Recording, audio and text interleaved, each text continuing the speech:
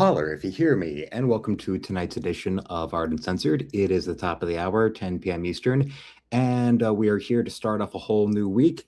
And we're going to be starting off simple with continuing on with what we did with Abby Chase on Friday night to go and do the one and only City Savage, also one of the other stars of Danger Girl, as we are now approaching closer to when we are going to be getting ready for the beginning of the day-by-day process of issue 8 of Encrypted being drawn. We are currently in the middle of sketching the cover for it with some different concepts that we have. I at least have 9 concepts already just sketched up, but this is one where, it's just the ideas for them. Half of them I came up with are trying to go and do some takeoff of that Metal Gear Solid sort of a spoof concept I was talking about, and the other being ones based more off of MC Escher's work, because there are important plot threads and plot points that do actually revolve around recreating MC Escher's artwork in comic book form, but that also with the story structure involving similarities to the first Metal Gear Solid game. So it's a matter of, one or the other, which one is going to work the best, and getting it done this week so that then we can get started on actually the, at least the first page or two, so that then we have more leeway with then when it comes to September, with September being how much that we're going to have to go and do on a day-by-day basis of actually drawing, so that then we can get issue 8 finished before it is done. And hello to Weatherman. For the first time in a while, we have him back. He's got a migraine, but it's mild today, so we've got him up in here returning. And also, let's all give a thanks to Ruby Hoove for, we saw today, she dropped in a nice little comment about how her package had finally arrived, along with other pieces of artwork that were complimentary that I delivered there during, and then she also came around in during the premiere of today's video to go on about how big it had gone and how well it had done. And Weatherman just dropped in a channel membership, so that is great to see. So yes, we're starting off all right with gifted membership. And remember, can we make this stream a trifecta with gifted membership? Now can we get a super chat and business in the store tonight so that all 3 will be up and ready? But yes, it's glad to see, well, not just for RJ, but everyone else, it is glad to see that Weatherman is here. And beyond that, we've also got our friend going on in with, yes, RJ coming up. And we are assembling everything together when it comes to getting the final story structure for issue 8 of Encrypted done. This being the last week of August. So that means, yes, we've got the story to finalize while also doing the cover to issue 8. And we're also going to be scanning the pages to issue 5 of Encrypted so that then we can have a print document ready for when it comes to September, and then we're going to be printing and delivering everyone's copy, or in the case of Weatherman, copies, because remember, he got both 1-year subscription options right there, which means, yes, the fact that now there's only just another 2 issues left of this first year of the comic to prove that, yes, I actually was able to go and deliver on my word of getting 6 issues delivered to you in the time frame of a year. So then that, every subscriber will be satisfied. And by subscriber, I mean subscriber to the comic. From everyone from Weatherman to Ruby Hoove to Nick and my mother and anyone else in between, all of them getting their copies up and ready. So that'll then at the end of this year, the closing of the year, put us 4 ahead of Ethan Van Sciver and 6 ahead of Vito Gesualdi. So absolutely positively leading an actually creative and actually productive life, unlike them. So there you go, there you are. And today's doctor's appointment turned out to actually be a clerical error. Because yes, what had happened was that I had, the usual, annual checkup or whatever every 6 months or so. I had the follow-up one in June, and then the doctor there at that appointment wound up going and arranging for another appointment in August, and which was today. And I went to, and the doctor who was there in her place wound up saying, well, with everything we've seen and all your medical records between also the records we have, and along with, the new weight and blood pressure we just took, and also with the stethoscope and what the doctor herself took outside of what the nurse did when I first showed up, that, yes, I don't know why the other doctor went and gave you this other appointment, but really between your insurance and, I mean, the health of what we got, where you see right here, where you eat clean and there's no alcohol or tobacco or anything else in your system and all that, no prescriptions or anything like that, as well as, your mode of transportation is biking. So really, it's all a matter of you would only need that, like, annual checkup.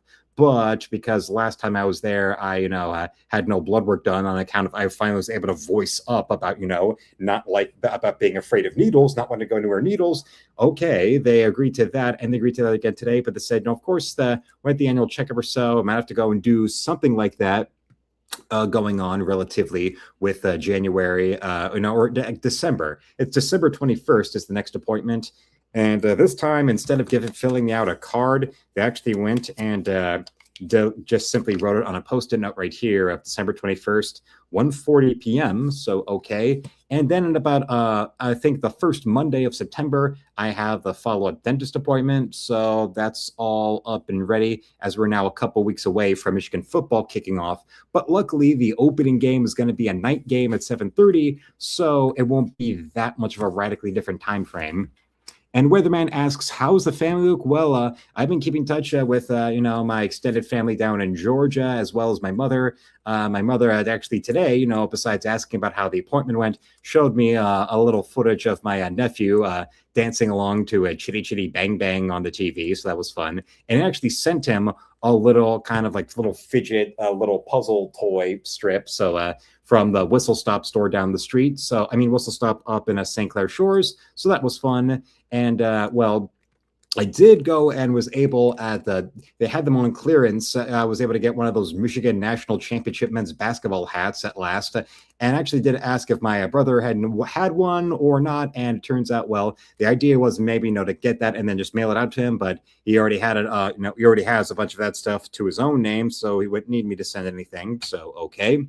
And also, besides that, my aunt down in Georgia actually commissioned me a succession of Christmas cards to go and do for her friends, because the most recent card I did for her, she liked, and she wound up commissioning me to do a series of them. I'm starting with just doing an initial 6 of them that are going to be done in pen and ink, where, yes, there's a caption on the card, the front of the card, the inside caption and all that, and the illustrations inside are all being done by yours truly. I'm going to do 6 of those, and then I'll do another set that'll be done actually fully like that, but also with color illustrations in them. And the supplies I got, thanks to them, for this commission was one of those 24 packs of the blank greeting cards with the blank cards and the blank envelopes. So I'm going to be going and, I'll do at least 12 of them, but start with the 6 in pen and ink and 6 in color. And then when they receive them, it'll be a matter of yay or nay and whether or not they would want me to do more, or if those 12 would be enough. So yes, that is good. That's been going along with also, Ruby Hoove coming on in and ordering pieces during this time, as well as also our friend Teddy getting those commissions delivered and they arrived. So that's good on there. Other people coming in and doing a little bit of a gouache painting, where I did these little small ones, but now I'm down to the last one of these that I was putting in as a little gift, a little extra piece for people who had purchased or had made commissions over the past month, because yeah, that work of either art orders and or commissions has been spiking up as well as keeping connections with the family that I have actually been able to talk to now when the year plus sets my father's stroke. So that's as well as the coming and the going quickly of the repairs that had to be done due to the biannual city inspector that came in, where yes, every 2 years there's the city inspector that comes in to look over the house, and then the property manager has to go and take care of whatever maintenance or repair requirements were made. And the main ones were replacing the fan in my bathroom. They also re-cleaned the gutters and got rid of this one tree that was an overgrowth in between my house here and the neighbor over there, along with that there also was doing a check on the water drain from the bathroom down into the basement. And also I'm trying to think of other repairs that were done. Oh yes, there was also the steps under my front porch where the paint job had been rusting off, and the structure itself had been crumbling. So they went and fixed that, as well as repainting it. So that was all that done. Well, the thing with the city inspector, I would assume, yes, that's what it's for. And that's why, for now, remember, I first showed up here, first got into this place July of 2016. So it's now officially been more than a full decade of being here, which is more, home and familial stability that I've had in this past year plus than I'd had in the whole 15 years before that. So yes, things have been going well. I mean, even with getting an aggressive call on the phone at random, where the repairman that I've seen regularly come in, every time that there's something that needs to be done, whether it's the repairs from the biannual inspection or, fixing the overflowing or backfiring septic tank or whatever, it's always that guy. But then handed me the phone during the most recent repairs that he just did now for this recent inspection, and was an aggressive Albanian accent, which also is another example of my father being dead wrong about something, about talking about he would like one of his many obnoxious Gregorian chants when describing people that hurt his fifis. Was referring to the property manager as the Czechoslovakian playboy incessantly ad nauseum. He would say that, and it was more insufferable and incapable of me listening to it than artillery fire. Well, it turns out, no, he was Albanian, as the repairman just said, over the weekend. So we've got that figured out now. Much like how the nanny that we had briefly when we were living in LA, this lady who he kept on calling her the Nicaraguan nanny, turns out no, at least if what my sister told me is true, she actually is Colombian or was Colombian. So there's that. Yes. Not only he had issues, he had more issues than Action Comics and Detective Comics put together. And remember, it's been about a good 6 or so years since they both reached issue 1000, if I remember right.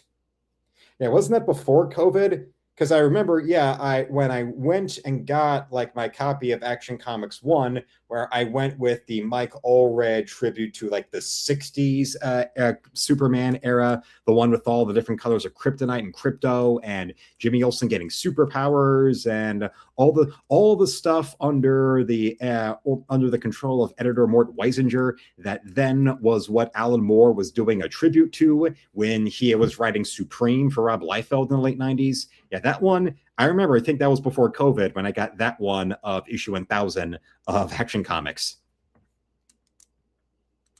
Yes, was a strange outlook he had, Yeah, the man who, remember, and this was when we were living in Orlando, when we were watching a documentary called Spring Broke that was about how the whole history of how the whole spring break party culture emerged to the point of it being like a massive mecca or congregation televised all over the world in Florida. And one of the people that's interviewed is the founder of Hawaiian Tropic, who on camera unironically compared Hugh Hefner to Jesus. And my father completely agreed with that. Really? Christ, who was there nailed to the fucking cross. And remember, there he was nailed to the cross, starving to death, and knife to the spear to the damn gut. And that was after all the days of him being beaten with reeds and beaten with whips and spit on and the crown of thorns on his head. Versus Hugh Hefner, the man to whom, even when on a reality show that was deliberately edited and staged to glorify him and his lifestyle, you still had his, sex slaves, girlfriends telling him, oh no, he's incapable of roughing it, he's too high maintenance. The man who, when going out to exotic LA restaurants, would have his own meals. The pork loins he wanted would be delivered to him with written instructions laminated for the cooks, exactly showing how he wanted it cooked, and him repeatedly complaining about how it wasn't arriving fast enough for him. Much like my father, who basically would go on a rage choke tirade if you went out to eat and they basically didn't already know what it was he wanted, just telepathically, with him having to actually tell anybody what he wanted. Yeah. And then you wonder why he was like cheering for Bill Maher when Bill Maher had on Real Time. Speaking of, sexually frustrated boomer perverts who vicariously lived through Hugh Hefner and falsely treated him as a deity. Bill Maher brought on somebody who I couldn't even tell you what his like background was, but he wrote an op-ed that was published in a Florida newspaper where he referred to Hefner as the grinning pimp of the sexual revolution after Hefner's death in 2017. And he was like reading out the text to the writer there as a guest on Real Time with Bill Maher. And Maher was like ranting in his face for how dare he speak ill of him. Bill Maher was ranting at this guy for writing these things, writing ill of Hugh Hefner with the same type of intensity of New Jack during his legendary outburst where he's ranting about Chris Benoit. You know, the guy who murdered his wife and son and then killed himself because his head hurt from too much wrestling, and also steroids because he had a little man complex about being a 5'10" boring Canadian dude in the pro wrestling business. But, of course, then again, there's in the world of wrestling, there's the one extreme or the other extreme warped worldview of wrestling marks, where you'll get the people that will outright excuse or defend Chris Benoit, like the people who will compare Hugh Hefner to Jesus and then defend him or scream at anybody who dares criticize the man, like with Chris Benoit, where because he was a boring, wrestler who could put on technically perfect 30-minute matches, you got out of the people who worship the idea of trying to convince people that wrestling is a serious sport. So 30-minute technically intricate matches that do not appeal to wide audiences as much as those smart marks like to think are all wrestling should be. But then you get the other extreme of the fans like Razor Fist, who are so deifying Vince Russo so much that anything related to pro wrestling that involves actual wrestling athleticism in any way, any sort of match that doesn't involve 3 months of backstage promos and arguments and interviews, and the match is just nothing more than like 20 minutes or less of entrance themes, catchphrases, and 1 or 2 moves out of glorified stage play antics. But anything more than that gets them angry. The type of people that are so much about wrestling's a show, but then anything beyond glorified theater kid shit gets them pissed off. And then the other extreme of the people who, if you do anything of talking on the mic or having any kind of charisma or persona outside of technically sound wrestling, they have that they are the cult that's going to be hunting them down.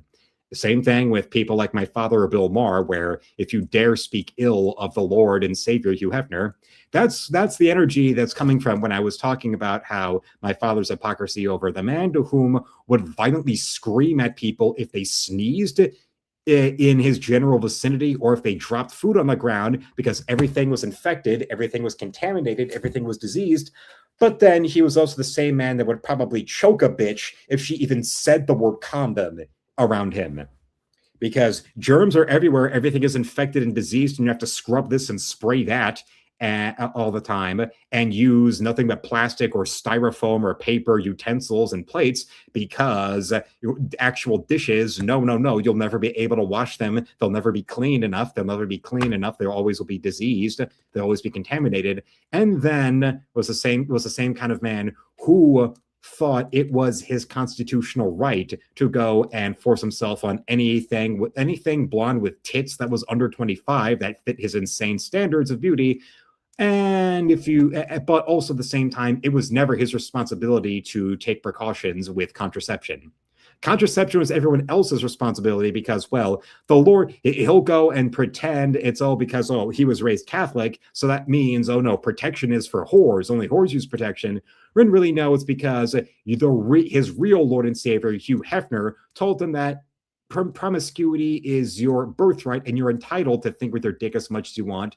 But everyone else is supposed to deal with the consequences. You don't have to deal with the consequences or take precautions. That's what God invented abortions for. And yes, MTV made it so much worse.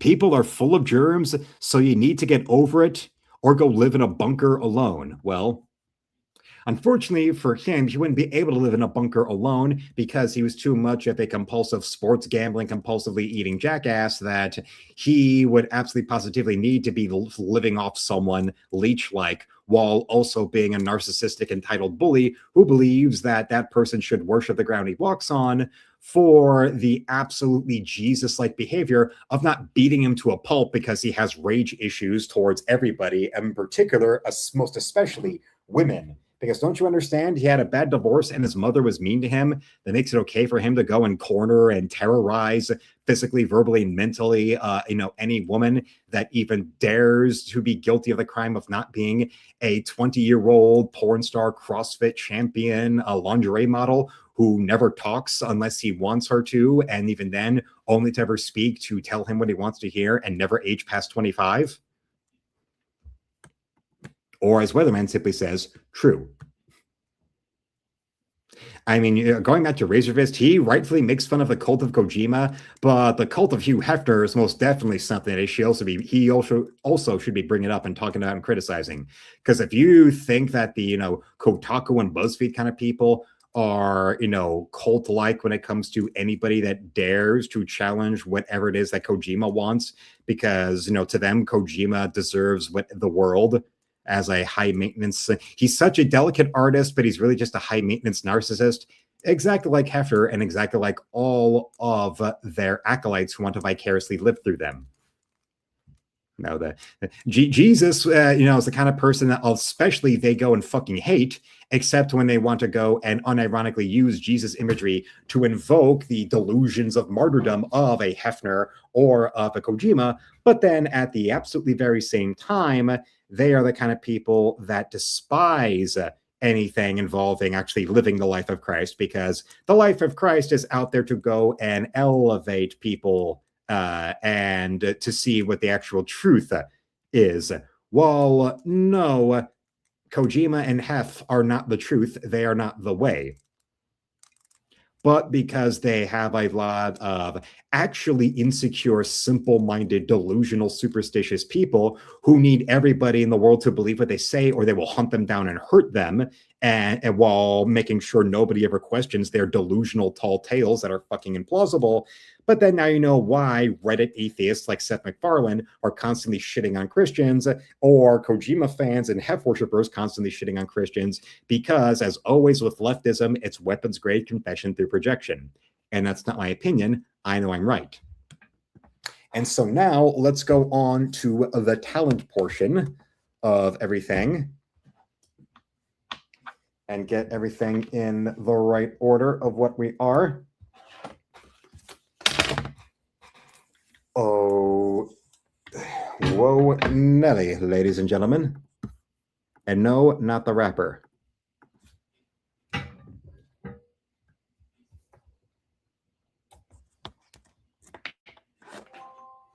Got it up, got it high, and got it tight. And let me show you a little something now that I got the chance to get up and start. And Weatherman is absolutely right. Kojima is a legend in his own mind and asks his sycophants, and they will tell you how great he is. Yes, and it's fucking unhinged. Just that there is no, as I was mentioning Razor earlier, there is no speaking to them. The facts, the charts, the pie graphs, the credibility and talent of Count Dankula took a massive fucking right hook from Sugar Ray Robinson to the face when he first in his Lost Media video talked about being such a Kojima fan, and then a most recent video of his being a video about the whole collapse of the working relationship between Kojima and Konami, on account of considering how much he already was praising Kojima in the PT demo portion of the Lost Media video of his. I don't even need to see the video to know automatically it's going to be full of that distorted revisionism straight from the heart of Kotaku columnists about Kojima the martyr, Kojima the victim. And it's especially hilarious and hypocritical after this is the same Count Dankula who had the balls to go and do a whole nearly hour-long video about how good old Hayao Miyazaki is a pompous asshole who neglects his responsibilities as a husband and a father so that he can have insane, pretentious, high standards as an anime director, who also, constantly complains about how his diamond encrusted shoes are too tight. So, yeah, a little strange.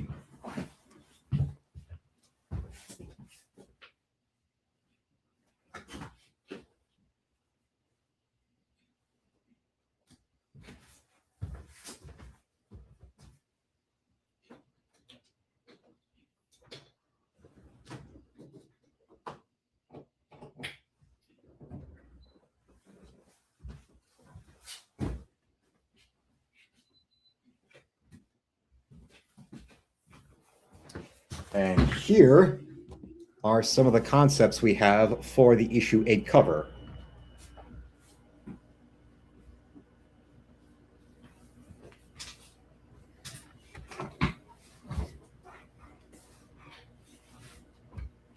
As you can tell, this is, well, except for the one here, of course, obviously based off of Relativity, which is, of course, like the knee-jerk piece of Escher to reference when you want to go into deliberately, do anything to invoke MC Escher's work. The rest are going some variation on the different cover art you've seen for Metal Gear Solid 2 and 3, along with the different, alternate versions like, Subsistence or what have you. With that, this little shape you see right here being the shape of the compound on the covert compound on the ocean floor that Miss Anderson right here is supposed to be infiltrating during this issue, during issue 8. Like I said, the basic plot structure of the first Metal Gear Solid, but with, an actual story and, something that does not have glacial pacing. Like I said, with each issue of Encrypted being a standalone story, it's a matter of how much I can pack into a tight amount of time, as opposed to interminable dialogue and or cutscenes. Like with some of them I bookmarked right here in this Escher, the graphic work. The ones I already traced off, I don't need to show again, but because I've got the tracings over here to my right, but then there's ones like this, known as flatworms, definitely is something that could be invoked. If not on the cover, then definitely in the middle of the story in some page or another. As well as this one, which I did go and do a tracing of, but then the very next one on the left page, right here, with the different sources of gravity and the concept that this compound, this fortress, which is named Alexandria, would, instead of having conventional floors where it's first floor, second floor, third floor, basement, subfloor, and all that, it would be built on this non-Euclidean geometry, where to get from one quote unquote floor to another, you would have to go and access the different well of gravity, the different source of gravity, because of different floors being accessed through intersections where you'd have to shift from the one floor's structure of gravity to another, whether it be upside down or sideways or diagonally to when compared to the floor you're already on. Something like that. As well as it being, a unique structure, it's also something that would be a creative security system, because everybody in the compound, everybody in Alexandria would have, at all times, devices on them to synchronize them with whichever source of gravity that they are moving along in. So anybody coming in, unless they have a device like that copied or stolen or whatever, then they would not be able to go and follow from one gravity source to the next. So they would be clashing and being contorted and thrown around between them, and instant intruder alert. A unique way to figure out that there's an intruder alert. So there you go. And yes, these are the 9 first concept sketches I have for the cover. And I'm going to make sure that the next 9 are all strictly going after an MC Escher inspired cover, and comparing the Escher covers to the MGS cover concepts to see which one is which. I showed you before on Sunday, yes, this is the sketchbook I use for things like this, either sketch cover layouts or page layouts, because the sketchbook is at the structure, the same page format size of a printed comic book. So it makes it easier to go and see how the finished piece is going to look in its printed form, like this. And, Weatherman was saying earlier, I don't mind artists being strange or weird. It's when they are just being an ass or entitled because they believe they're better than you. Yes. In case you wonder why the fine art world is something, or the art school world is something I would never have been able to tolerate without just throwing fucking hands every other day. I mean, it would make me like the Ken Shamrock around those parts. Every other day, I would just be entering a room and doing Ken Shamrock and WWE going, bah! And Weatherman, since you've been out of the loop for a bit when it comes to what I've been working on, that same book there, I have done tracings of M.C. Escher's work, starting with this one. Yeah, tracing them out of M.C. Escher, the graphic work right there, when it comes to trying to further trace them off to understand their interior structure in order to have a better grasp of this impossible architecture you see in his illustrations. And the fact that he was doing, woodcuts and woodblock illustrations and engravings instead of paintings makes it a lot easier to understand and map out in, hand-drawn work as opposed to painted work. Like issue 9, the story I have there, which the story of issue 9 is going to be based around liminal space horror, my take on the liminal space type of terror of either, back rooms or of something like, the PT demo, for better or worse. That is going to be a lot of visual reference from the work of René Magritte. For those who do not know the man by name, I can simply show you. I've got another one of these right here. Yes, this one, this guy.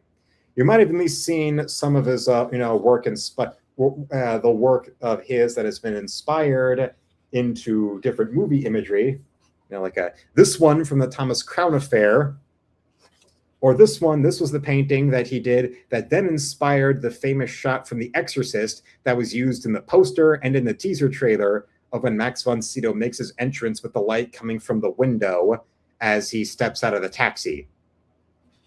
And that's just some of the bright and sharply rendered but still very bizarre imagery of Magritte's work, which is something that I think would lend itself to applying these type of visuals to liminal space in one way or another, whether it's meant to be scary or not. But since issue 9 is what we're going to be drawing during October, I thought it would be fitting the season to go and do something horrific, or at least some form of horror, one form or another, with issue 9. Although remember, that's going to be delivered to everybody May of next year, so it might be it'll be out of season for then. But I got the story and I'm committing to it. And remember, it's not too long. We're another few weeks. We're a couple weeks away from NFL, from the college football kickoff for Michigan, and also a few weeks away from going to print on issue 5. And this week I'll be doing a scans of all the artwork for issue 5. Of course, this one, the most famous Escher piece with Relativity, the one that was especially made famous, if you remember, Labyrinth, of course, or Family Guy with the multiple parodies of Escher that they've done.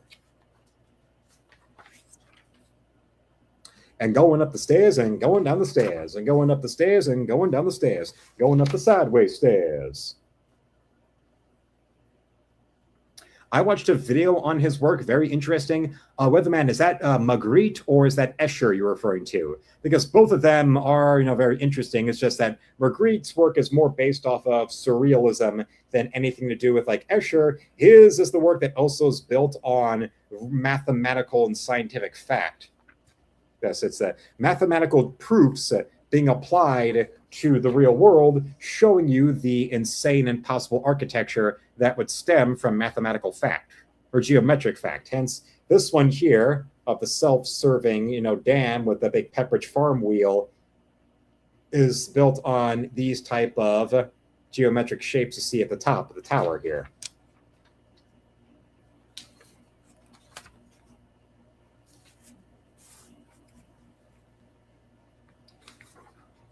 As well as, ones like this. But that's just a bit of the work.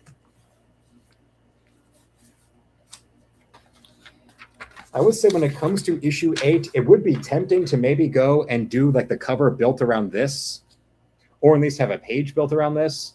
Weatherman, oh, Escher, okay, that's good to know between them. But another one, there's a couple of them. There's this one, do something like this and recreate this, but with it assembling the face of Fiona. Or one that is doing a version of this piece of Escher's that's applied to Fiona and the male protagonist in this issue. Yes. Kind of a parallel to what she did in issue 2 with Andy Carter, of, tracing him down and saving his family by also getting his help to go and expose alien life having lived hidden among humanity for decades, ever since Roswell. Yes. Something that builds on that. Because even though these stories are standalone, I still want them to, have like echoes or patterns amongst each other and amongst themselves.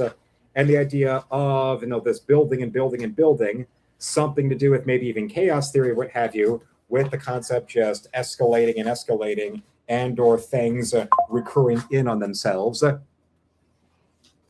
Something like that.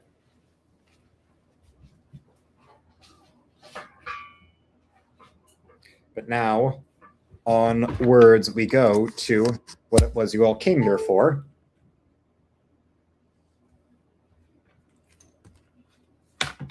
And also been getting into actually being able to solve this. And Weatherman, I'm curious, when I first showed the first one of these I also wondered aloud to everybody if I asked them if they ever either had one of these, or if they had one of these, did they solve this? And also, did they at least know anybody that ever solved this, the Rubik's Cube? Yes, that's the two questions, one and two parts. Did you own a Rubik's Cube, and did you solve it? And the other, did you know anybody that owned a Rubik's Cube and solved it? And so Weatherman says, I got interested after watching Labyrinth with a friend. That's pretty much the standard like entry level with the work of Escher is, of course, the Labyrinth with the staircase scene. And of course, the other movies that went and did it, like A Nightmare on Elm Street 5, not too long after Labyrinth went and did the relativity-inspired room. But if you are not as familiar, let's go and show you a little bit of what Family Guy did to inspire.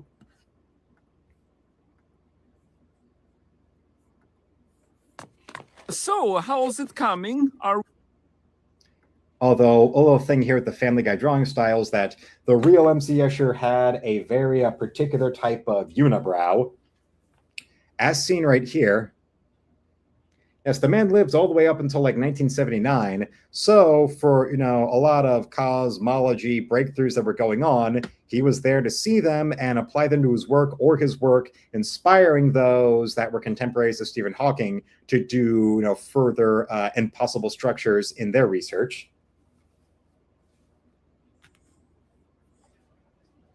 And also, I've got the question of out of the conceptual sketches going towards the Metal Gear Solid concept, which one of these looks the best to you out there? Anybody who's watching? Out of these, I would say that I'm partial to number 6 right here the most. I would say with the structure of Alexandria up there, and then our guest male protagonist there behind Fiona right here. And Weatherman answers the question about the Rubik's Cube, saying he had several of them and he used to take them apart to solve them. Then I figured it out after watching a speed event on Rubik's Cube competitions. Oh, yes. Oh, yes. Oh, yes. I've seen those. Yeah, they're the new record that was set this year where a Polish boy was able to solve a fully scrambled up Rubik's Cube in 2.26 seconds, I believe was the time. So yes, that's amazing to see. I like number 6 the most out of these concepts, but that's if I go with the concept of the actual cover for issue 8 being that MGS style. I still have to do a set of them going for the MC Escher style. And yes, now you'll see like these ones are the newer Rubik's Cubes where the colors are actually like built into the structure, as opposed to when the Rubik's Cube was first around where they just had the stickers on them. And one lazy way to go and do the Bill Belichick method of solving it was just to peel the stickers off and apply them on the different sides. And like the pocket-sized ones, the keychain ones, still do that, where they still are done in the structure where it's stickers you apply. The stickers that they adhesive on. We're going to finish on schedule? I don't know, Mr. Escher. I've never put 6 stairways all in one spot, and I've lost like 10 of my guys in here. Hey, I need a hammer. I hate this place. I quit. Yes. Ouch. It stings a little. But now you know why that'll do there. As we now have got our, Playmate of the Year back in the 70s, Patty McGuire. This is Jimmy Connors, the tennis star of the 70s, for Our Lady Sydney Savage. The hand like this, it's good for holding her whip. Because out of everybody in Danger Girl, remember, Sydney Savage was the Australian wild woman, the Australian bush woman that looks good in the Emma Peel style leather.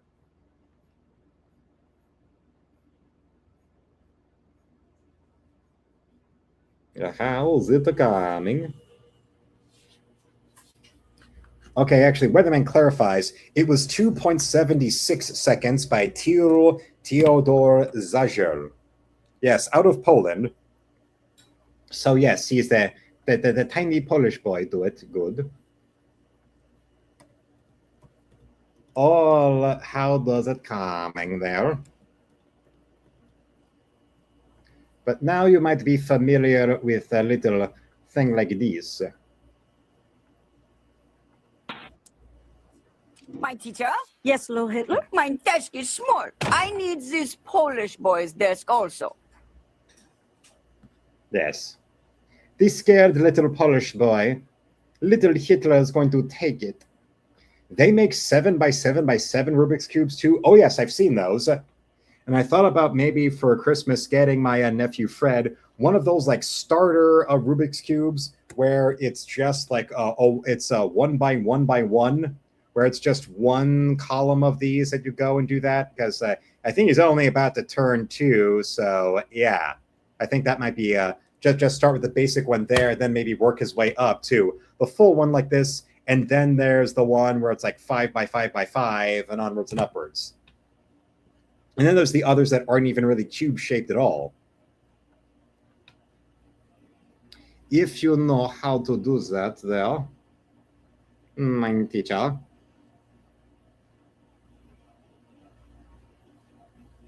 Yes, little Hitler, always having fun.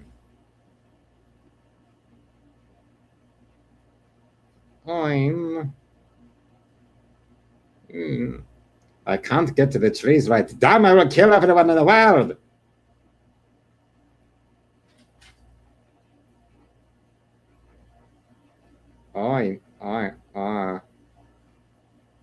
Just remember with another thing about the work of J. Scott Campbell, since he was the man behind Danger Girls, that the women he draws are also very expressive in their faces as well as their figures. So you gotta be able to really capture that right to make their characters look accurate.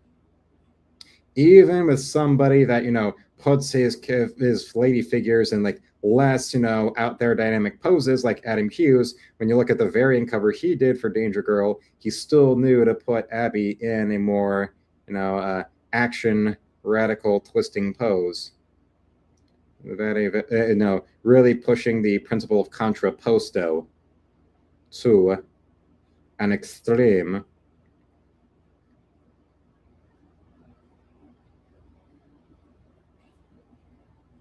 Now you understand.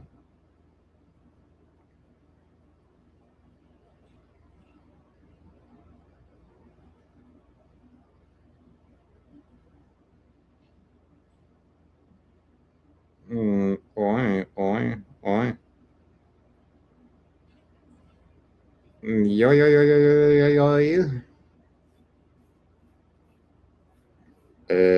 Hey, Baba, you're really hot. And hello to Anonymous. Nice to see you here all the way from the UK. So everybody say hello to Anonymous. And we got Weatherman. Yeah, they make 2x2x2 up to 7x7x7. Good Lord. Let's take a little look at the further details here about our little friend.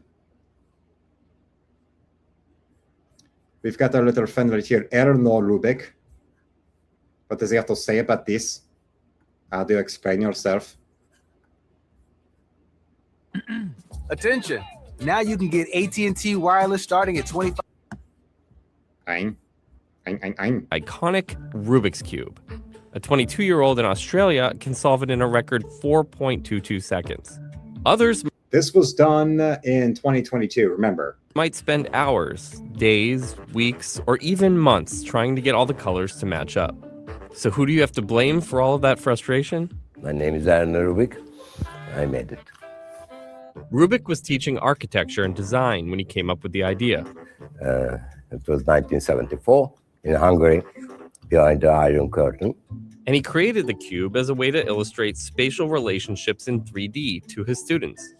Wake up their creativity, reminding their childhood. Complex things, if we don't understand them, it seems complicated.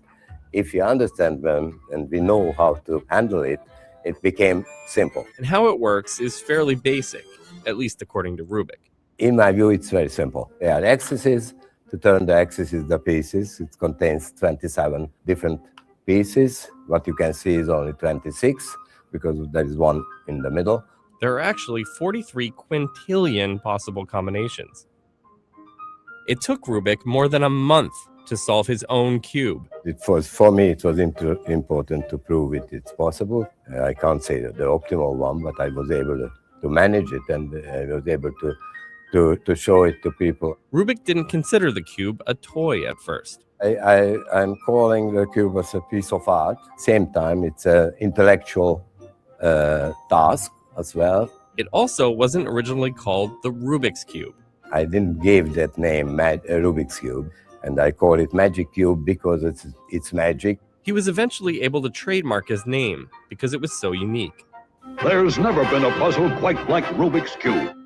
But early on, it wasn't easy to get people to think of the cube as a toy that people would want to buy.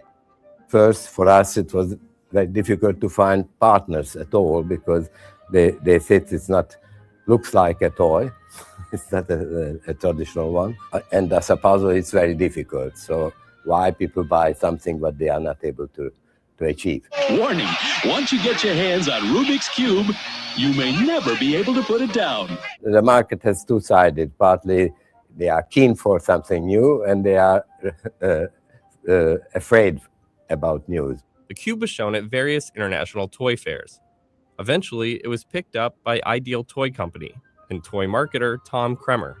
More than 450 million have been sold since its official launch in 1980. Rubik says he was a bit surprised by its success. The level of it. It's been featured in numerous films and TV shows. Ooh, a Rubik's Cube. Let's all work it together. Piece of cake. And there are competitions all over the world where people... Yes, I actually would like to meet the fellow that would be able to go and break that Polish boy's record. And hello to Forever Lost right in here as we're in the middle of Sydney Savage of Danger Girl right now. Oh, and I've seen that too. That, yes, they make a pyramid version, a 12-sided version, and a square that the corners only rotate. Rubik's, oh yes, those would be interesting also to have and try out as well. And yeah, Forever could never solve the whole thing ever. But now with no, I'm guessing maybe the concept of the Rubik's Cube is what is brought Weatherman back into the stream, and also helping crack the stream's cherry with getting us a super chat. I mean a gifted membership. Now, if we can get a super chat going in business in the store, then the night will truly be perfect. Try to solve the cube. And also, there is a whole museum dedicated to the Rubik's Cube in Budapest, the city where it was first invented, behind the Iron Curtain. In seconds. And that's what speed cubers are doing nowadays. So they are practicing hours and hours and days and years and years. Felix Zemdegs of Australia set the most recent world record of 4.22 seconds at a competition in May 2018. Later that year, Red Bull held a Rubik's Cube World Championship with a prize of $30,000 and diamond rings for the winners. You can find guides all over the internet if you want to see how it's done or try it for yourself. But the cube is not just fun and games. It's also being used in classrooms. and it's still popular despite the rise of video games and smartphones, pulling in $250 million in sales in 2017. The cube is approximately around the same age as the internet, and in that time we had no personal computers yet, we have no smartphones yet, and many other things. So new generation now probably can't believe it was possible to exist without these equipment. But it was, I can say. Sir Isaac Newton unraveled the mysteries of gravity. But could he have unraveled the mysteries of Rubik's Cube? 3 weeks ago, Judge Smith retired to her chambers with Exhibit A, Rubik's Cube. She hasn't been seen since. Headache? You might be dehydrated. Gatorade, with a clinically proven electrolyte blend, is engineered to improve hydration balance. Hydrates better than water. Is it in you?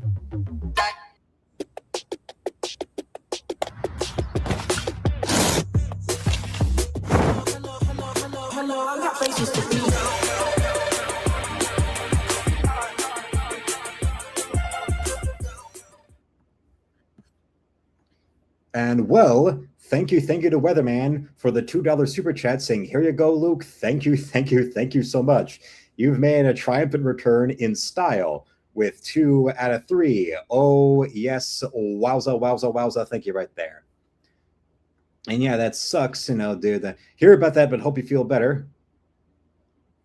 That's a mild one today. Let's hope that now the coming of the fall will cool down what's, been bouncing around in the mind of, in the head, at least, of Weatherman with these.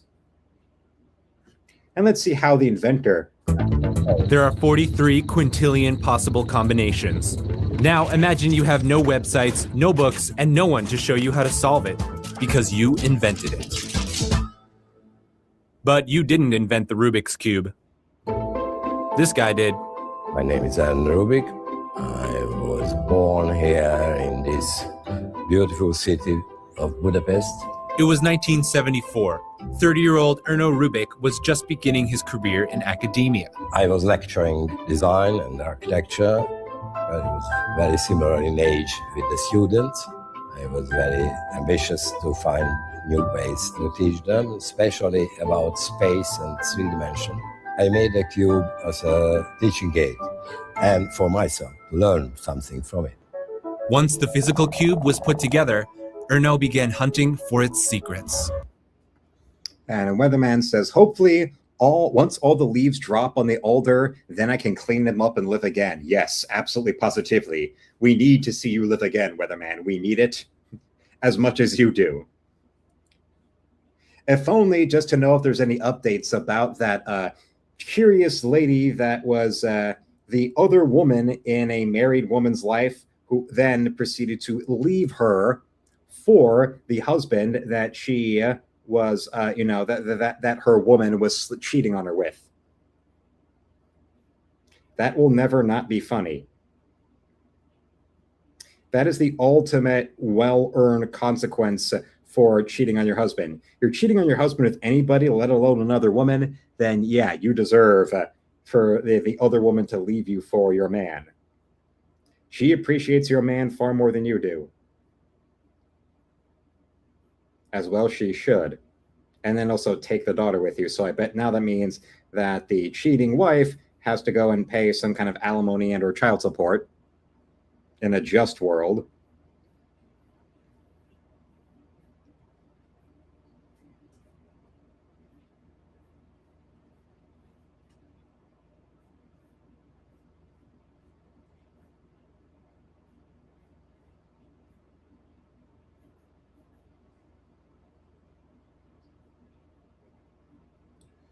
Oh, yes. I got no fucking brakes. I'm always way out of control. 11 times a day, I hear, hey, watch it, asshole.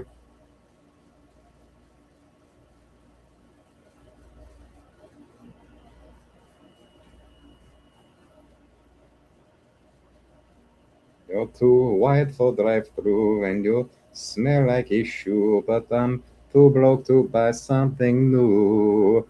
Oh, fuck me.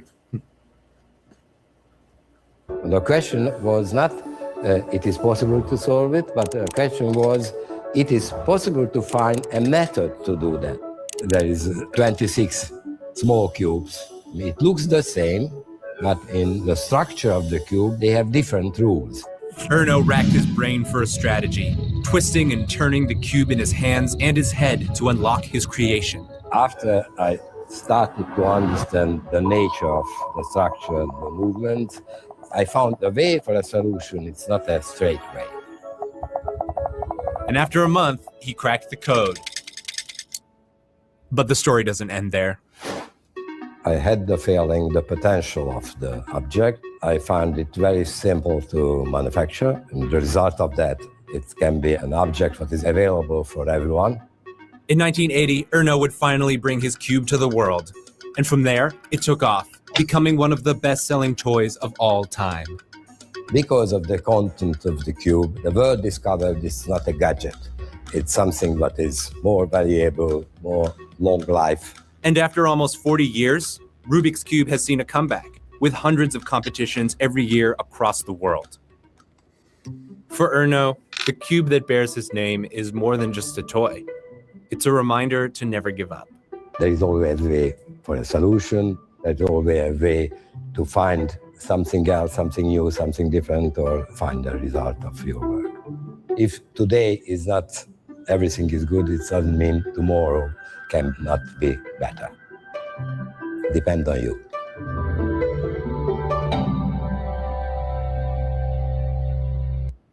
And Weatherman clarifies that all I know about is that the other woman left with her husband to San Antonio with his daughter, and she bitched about it for 3 months and returned to Bellevue, Washington. I know nothing after that. Well, it's still really funny to think about. As I said, it will never not be funny to see a woman getting her just desserts like that for being a cheating whore. It's like what happened with, you get that, or what I said earlier in the last week about when you get, the women who want to be treated equal to men, and then they go into a marriage with more assets than the man, so that means they got to pay up the man, for alimony and or child support. Like what happened with, Halle Berry and Roseanne, with them having to pay out to their marriages, when their marriages ended. And yes, I know we all love it.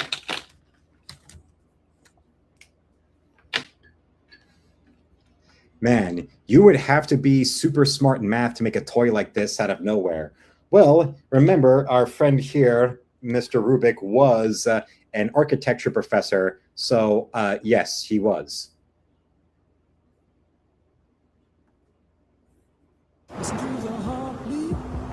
Summer's here, and right now get 0% financing.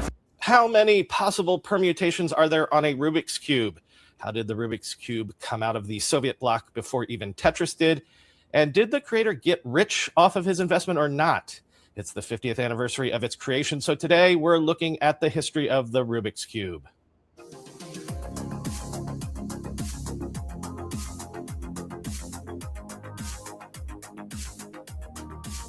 Welcome to another episode of Rad History, recounting the stories from the 80s and 90s, the last time things were relatively normal and chill. I'm Brian McCullough. In 1974, in a modest apartment in Budapest, Hungary, a young architecture professor named Erno Rubik was pondering a problem. He taught his students about spatial relationships and geometric structures, but he found himself searching for a better way to demonstrate how individual pieces could move independently without the entire structure falling apart. And Weatherman goes further, saying, she was cheating on her husband, so I have no sympathy for her, and karma paid her back for it. As is everyone else in the chat would agree with. Chat, come on, cheer on Weatherman for saying she deserves no respect for being a cheater. Little did he know that his solution would become one of the most beloved and influential puzzles in human history. Erno Rubik was born in Budapest on July 13th, 1944, during the tumultuous final year of World War II.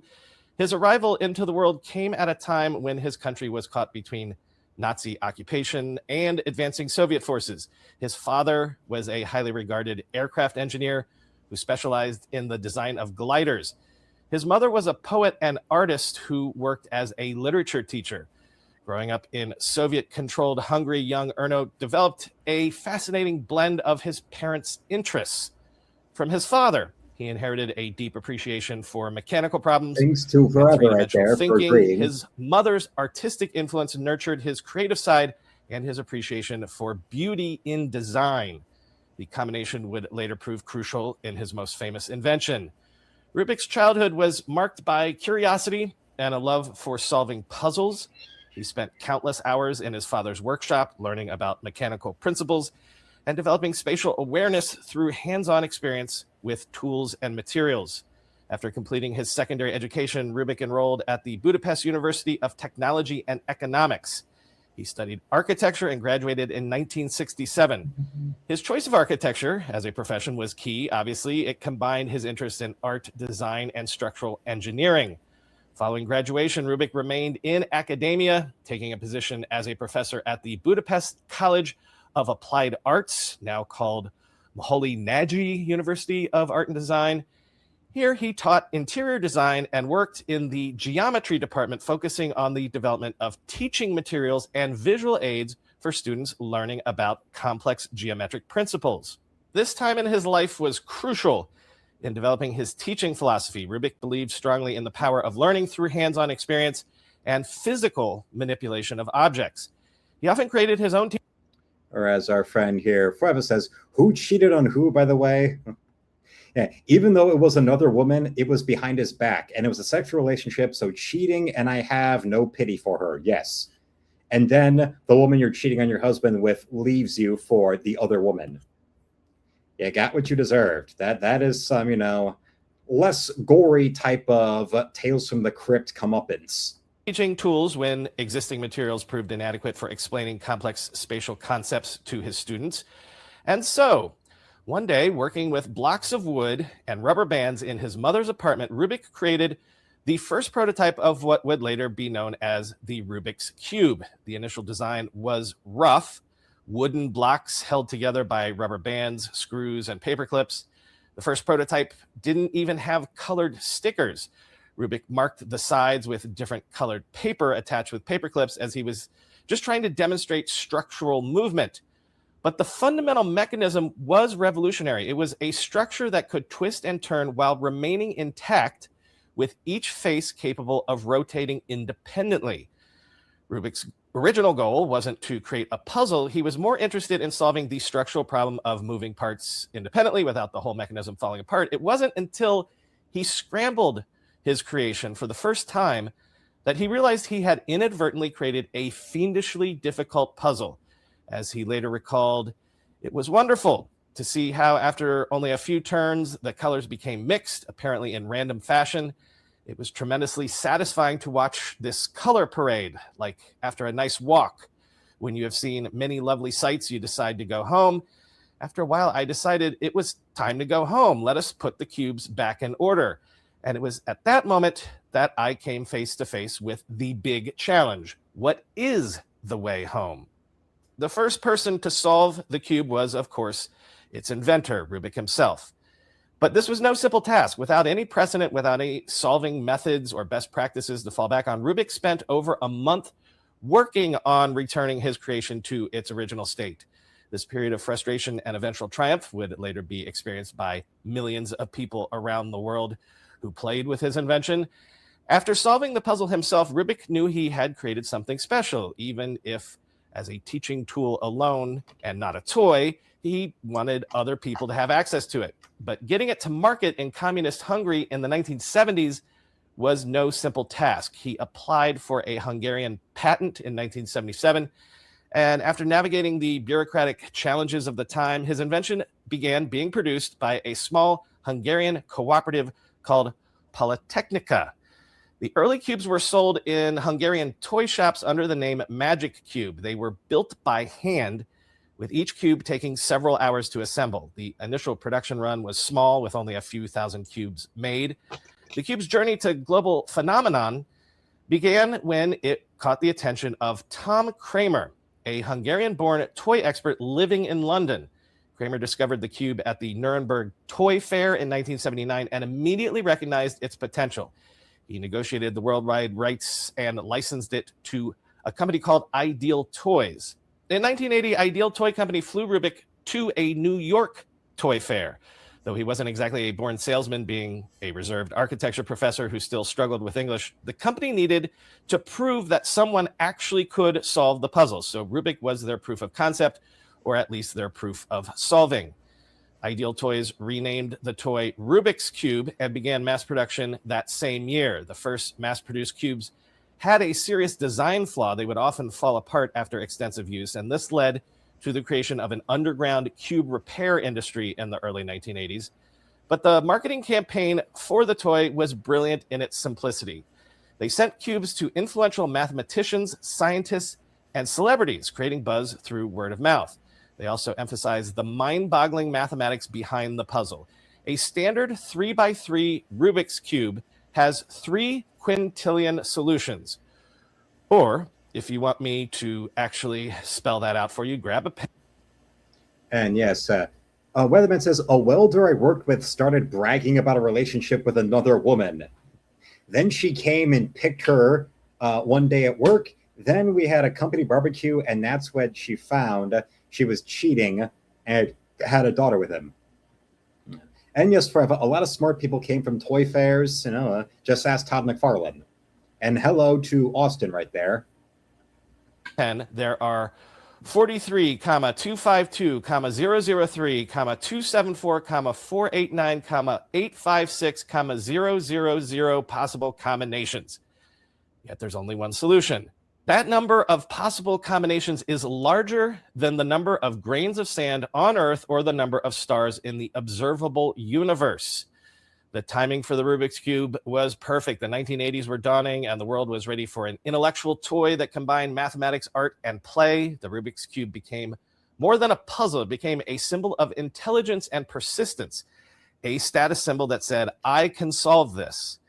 The mathematics and group theory underlying the Rubik's Cube fascinated academics and enthusiasts alike. The cube demonstrated complex mathematical concepts in a tangible way, from permutation groups to algorithms. Mathematicians studied its properties, developing optimal solution methods and proving theoretical limits on the number of...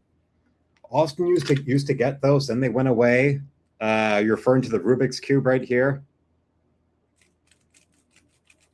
Just a fun little time right there. Oh, actually, Austin clarifies he loves this.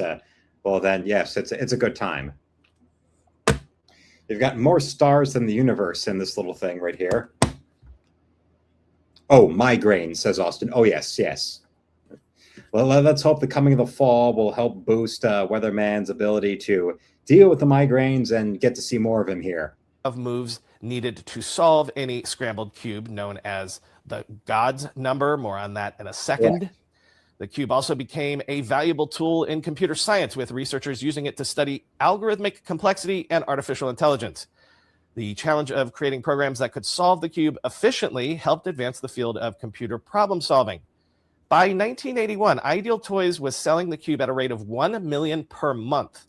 At its peak, stores couldn't keep the puzzle in stock, with some reporting waiting lists and customers fighting over new shipments. The cube dominated media coverage in ways unprecedented for a puzzle toy. Major magazines like Time and Newsweek featured it on their covers. Television shows regularly included segments about the cube, from news reports about its popularity to game shows featuring speed cubing competitions. More on that in a second as well. The puzzle even inspired its own Saturday morning cartoon, which aired on ABC in 1983, called Rubik the Amazing Cube. The cube became a status symbol among celebrities and intellectuals. Famous figures like Stanley Kubrick, Kurt Vonnegut, and Andy Warhol were photographed with their cubes. Politicians used the cube as a prop to appear intelligent and problem-solving oriented. Even the Queen of England, Elizabeth II, was reportedly fascinated by it. Universities began offering courses analyzing the cube's mathematical properties. Scientific papers were published about its group theory implications. Solution books became bestsellers, with one of them written by a teenager at the time named Patrick Bossert, called You Can Do the Cube, sold over 1.5 million copies. The cube's success spawned countless knockoffs and variations. Some estimates suggest that during the peak of the craze, counterfeit cubes outsold genuine Rubik's cubes by a significant margin. This led to numerous legal battles and international copyright disputes. The scientist Douglas Hofstadter called it much more than a puzzle. Quote, "It is an ingenious mechanical invention, a pastime, a learning tool, a source of metaphors and inspiration." The same Douglas Hofstadter who won a Pulitzer for his massive book, Gödel Escher Bach. And a children's toy from Budapest has got him talking like that. Austin says he likes these cube grams. Kind of reminds me of certain comics art. Crazy Cat. Yeah, what was that indie stuff that's always really formal squares and rectangles? Just Swarte. Yes, boobas and cubes are a good time forever. Absolutely. By 1982, more than 100 million cubes had been sold worldwide. Initially, Rubik himself received no salary from the toy manufacturer, and his royalty payments were slow to materialize. He continued living modestly on his $200 monthly teaching income. People began whispering that he had either become Hungary's wealthiest citizen or had been swindled out of his fortune by dubious associates, but both claims were false.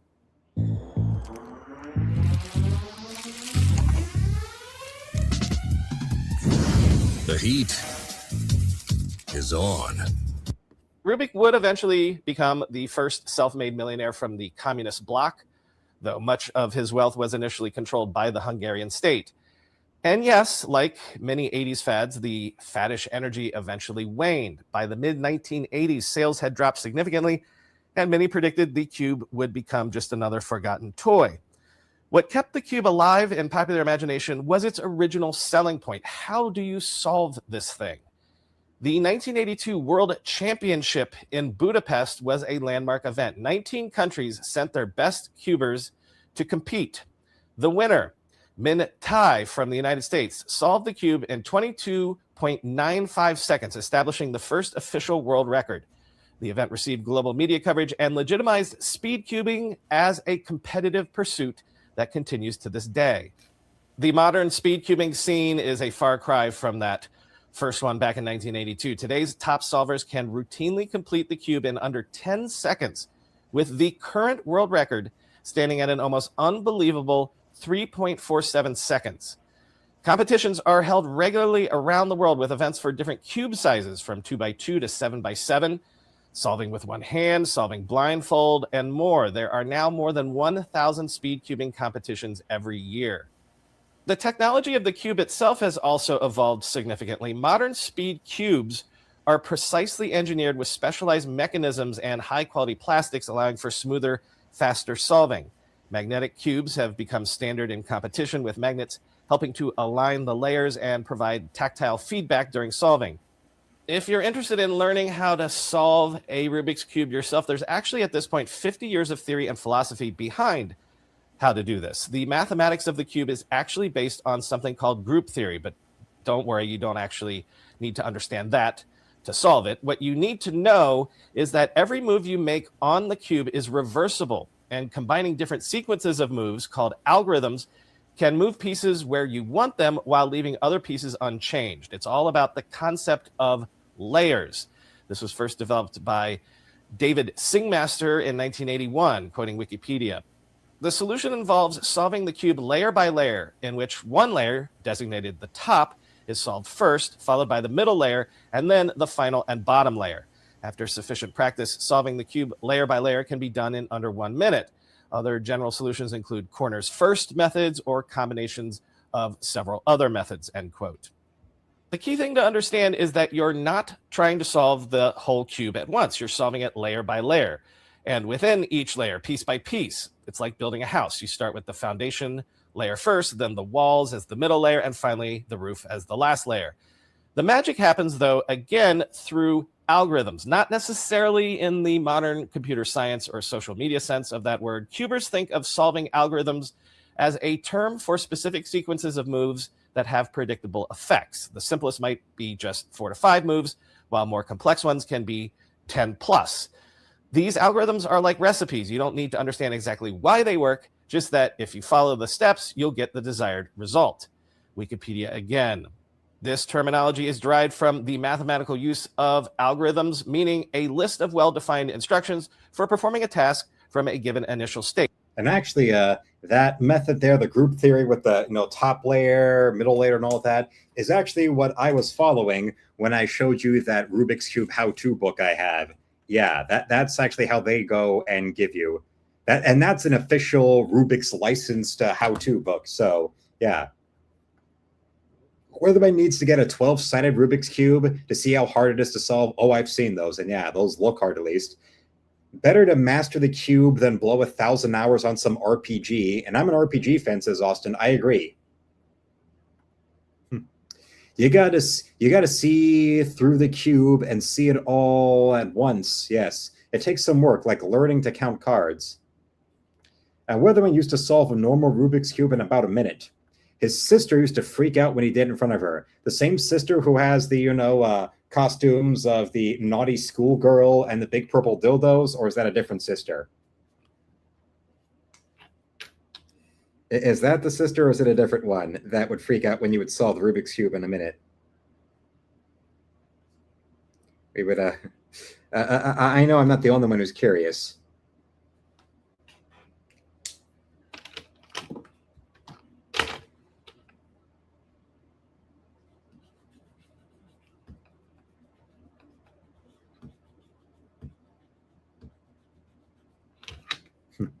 Yeah, if you don't remember that story, just ask Weatherman again about the sister of his who was a natural redhead who kept her husband home when he was supposed to spend the weekend on a fishing trip by being in the kitchen naked, smearing chocolate sauce all over her naked body. And then he took her to the floor and they proceeded to conceive their first child. And then one of his brothers helped her move and found a box full of naughty roleplay costumes fell out, including her giant purple dildo. In case you want, actual proof, an actual real example of what I've been saying about redheads being absolutely insatiable sex maniacs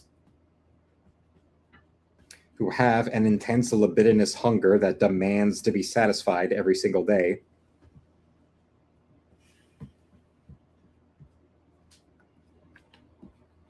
Just day in, day out, the heat in their lady loins close in to the point where they can't control themselves until they finally get that release.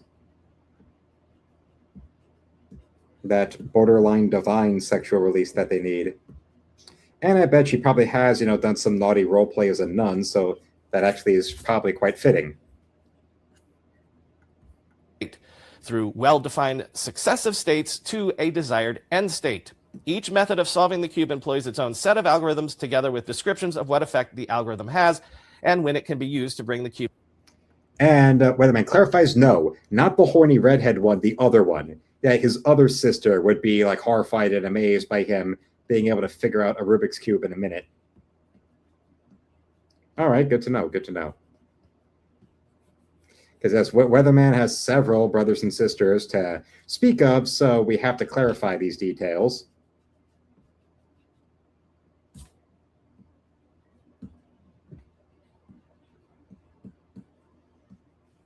Uh-huh.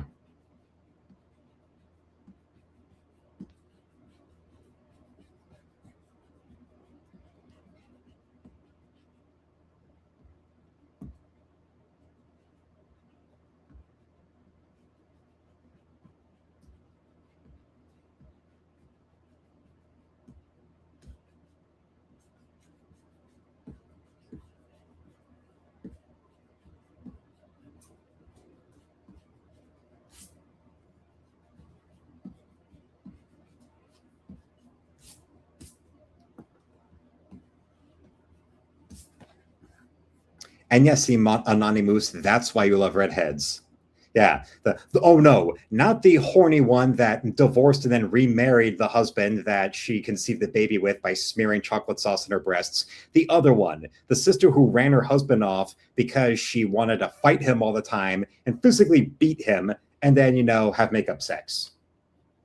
there's only so much good makeup sex that can make up for a woman being the real life Freaky Nikki, who, she'll go and, smash her fist through a car window to cave a woman's face in on her steering wheel and then expect you to go and be okay with it with some makeup sex. Yeah, now that obsession is, out there in the cultural ether. Yeah, I'm pretty sure that you could probably compare that sister to Freaky Nikki.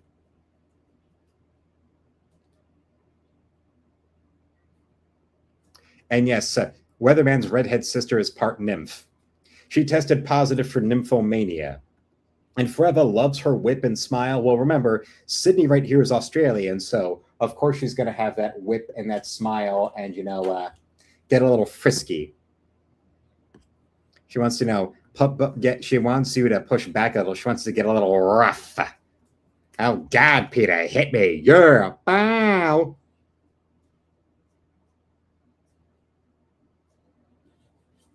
This is why your wife left you, Cleveland. You don't have any passion.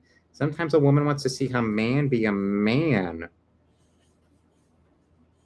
And especially when you have a lusty, freaky redhead. Who, like Lois, who probably would also go and cave a woman's face in on a steering wheel. Just like what happened to Freaky Nikki when she saw her man talking to another woman in her car. And then after getting rid of the body, he looks through the envelope she got from the art school she'd applied for that turns out, oh yeah, she actually got accepted into that art school she was applying for. Well, now she just got slaughtered. So yeah, she did. Then again, other female coworker did look like an art hoe. I mean, the brunette with the nose ring and the frizzy hair and the arm tattoos. Oh yeah, dead giveaway. But at least as far as we know, she wasn't writing Hansel and Gretel incest fan fiction like Freaky Nikki was, where she winds up doing a dramatic reading of her incest Hansel and Gretel fan fiction. And that's after we also find out about how before getting put under the curse of the One Wish Willow, she also was lying about her father dying of cancer and also admitted to having been high on ecstasy the first night they were together. And Austin likes encrypted. It's bold. Yes, whipping inflation for sure. And Weatherman goes in further detail saying, my redhead sister likes chocolate sauce on her breasts and a cosplay and a large purple-headed warrior. Yes. She's the ginger sister of Weatherman is most definitely a woman that probably before sex, she would run into the bedroom to the tune of the Ultimate Warrior entrance theme. And then would go and maybe if there's a chair in the room because there's no ring ropes, she would go and shake and throttle the chair and smash it up and down instead of shaking and throttling the ring ropes while screaming. Speak to me, warriors!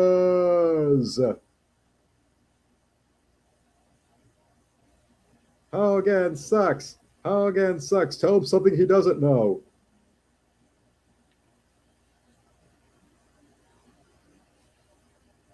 Oh, warrior.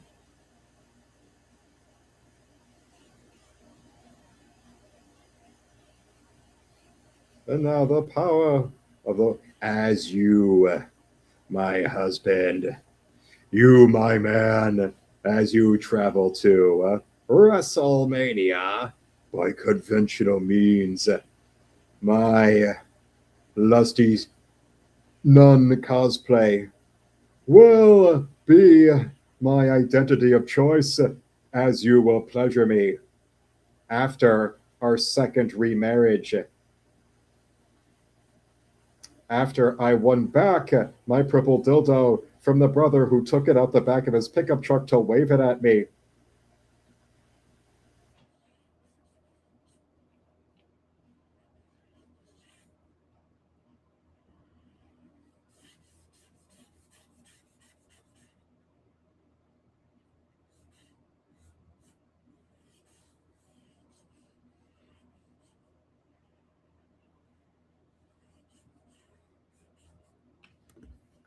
Yes, Bear, right, have been the bad dude in that movie? Yeah.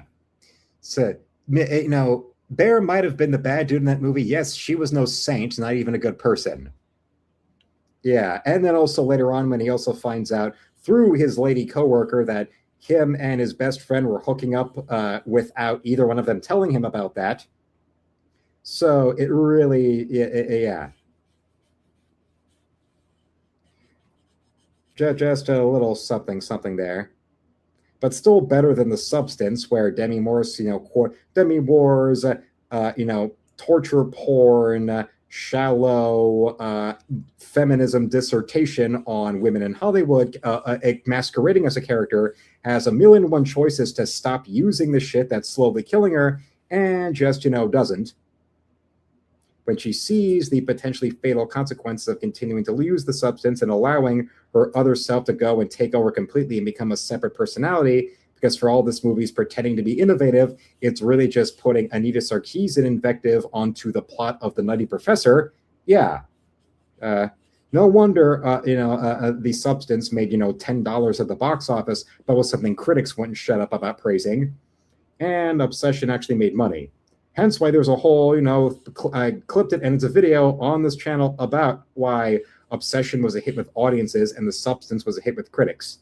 But somehow the movie The Substance, that's dedicated to shoving the gore and violence towards its female characters in your face and every second in bright floodlit rooms and torturing its lead actress again and again and again, somehow that's considered feminist, but Obsession is something that gets, the femscolds angry. Yeah, fuck off.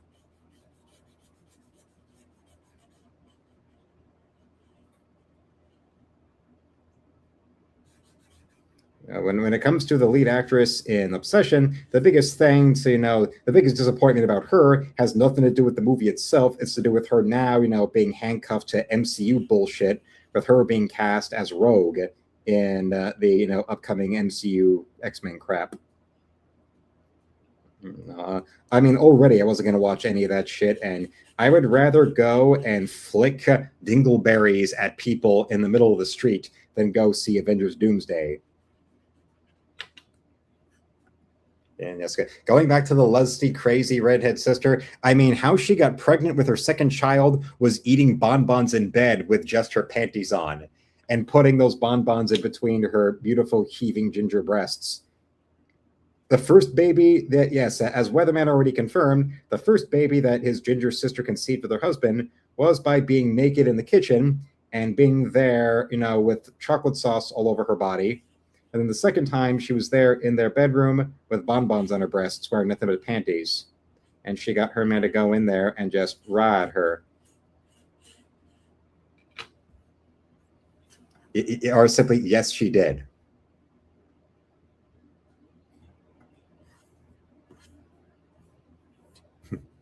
Austin got to be in a movie once where he was a bad dude that got to choke out the lead actress. Good times. Well, okay.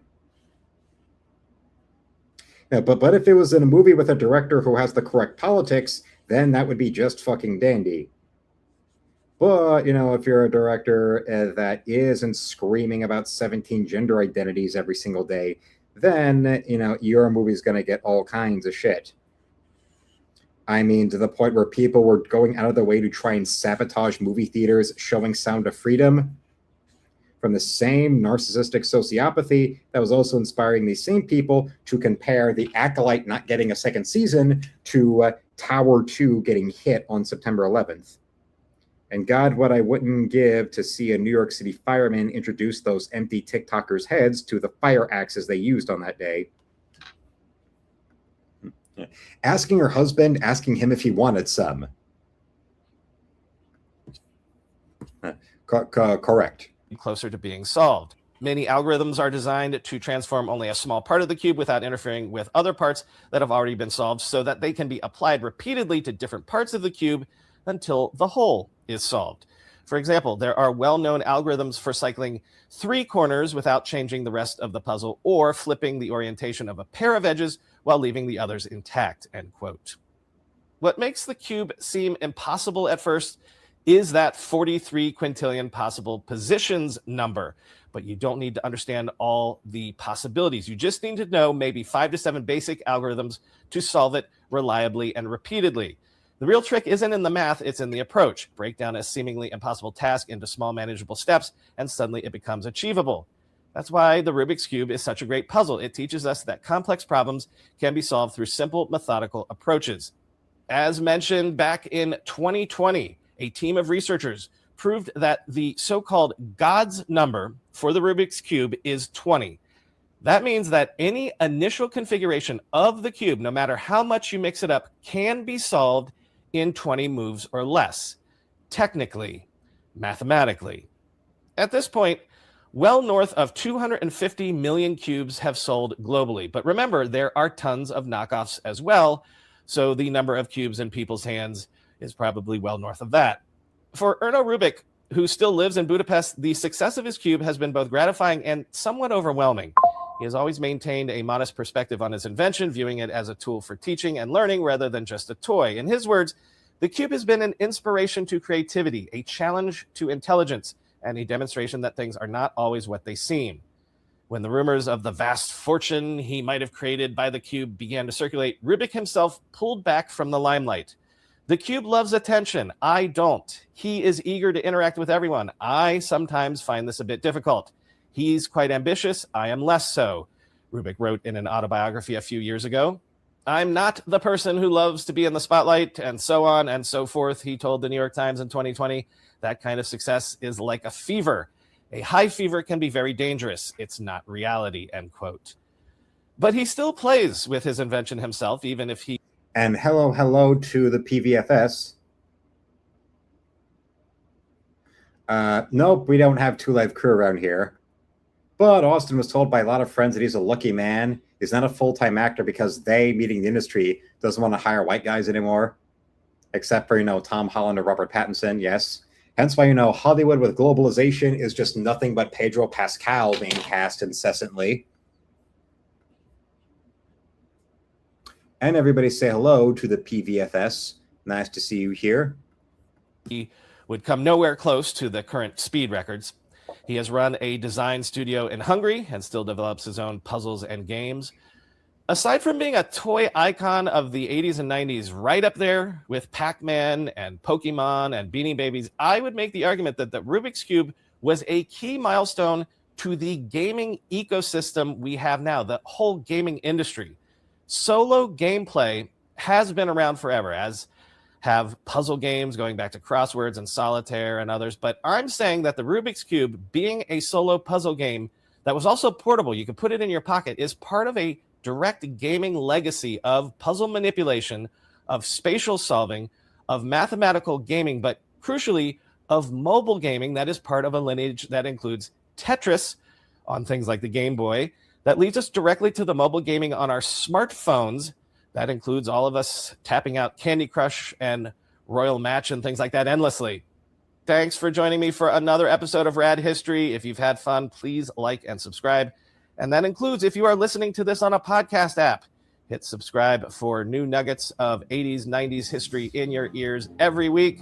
Until then, go homes, smell you later.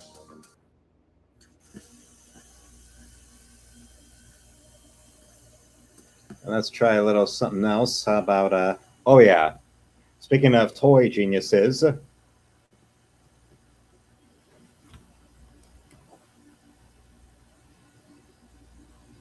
let's see if we can get a little something here. 2, please. Make that 3. With the Capital One Saver card, you earn unlimited 3% cash back on dining and entertainment. Are you in this one? Get your tentacles off my 3% cash back. Perfect delivery. What's in your wallet? If you're searching for relief of sore, swollen, and stiff joints from psoriatic arthritis. This is Todd McFarlane, and today I'll be answering your questions from Twitter. This is Comic Support.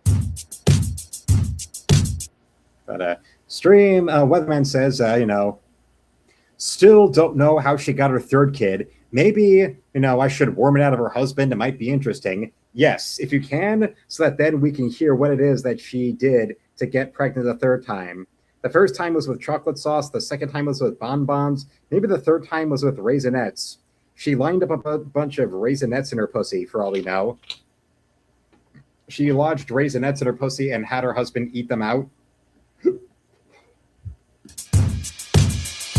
At Ricus Minus, what is more important in the comic, art or story? Here's my complete and utter bias, and I'm going to my grave with this answer. I can sell a book that is drawn by Michelangelo and written by my dog. I can sell that book. But what I can't do is sell a book that is written by William Shakespeare and drawn by my mom. At J.N. Espinoza, he asked, what's your favorite, not necessarily most valuable comic book in your collection? I actually have a copy of Action Comics #1. This is a reprint. Historically, this is when superheroes began. But it's also the first appearance of Superman. Recent issues have sold for like close to $4 million. There's a couple things that drive the price. One, is it have historical significance? Two, way more important, is it the first issue? Three, it happens to be the introduction of a new character. So if you happen to have the Fantastic Four issue that has the first appearance of the Black Panther, that issue is going to be way more expensive than the issue before or after it. At Jedi Gavin asks, why are so many comic book illustrators scared or unable to draw feet? Here's the first rule in comic books that every comic book artist is taught. If in doubt, black it out. If you're not good at something, hide it. If you can't draw feet, make sure that they're always standing in thick grass. Here's what our big goal is in comic book. You have a 2D piece of paper. That means it's flat. And what happens if I now take webbings and I put webbings back behind him? It goes through his leg, comes back up and around here. I create this sense of volume. The moment I put an arm in front, I've created a plane. And then if I turn my hand and I break it down at an angle and I do something with my fingers, I've created 7 or 8 more planes. Then what happens if I turn and I put my hand back behind it? So I've got foreground, midground, background. But then what happens if I'm doing Spider-Man and I put the foot up on top of it? Take 2D and create as much depth as you can, and you're going to be a hell of a comic book artist. At Not So Riley, is Comic-Con even about comic books anymore? When San Diego Comic-Con first began, was it 95% about comic book creators, comic book stores, comic book paraphernalia? Yes, yes, and yes, right? It was held at a small little hotel in a basement. Maybe a couple thousand people attended.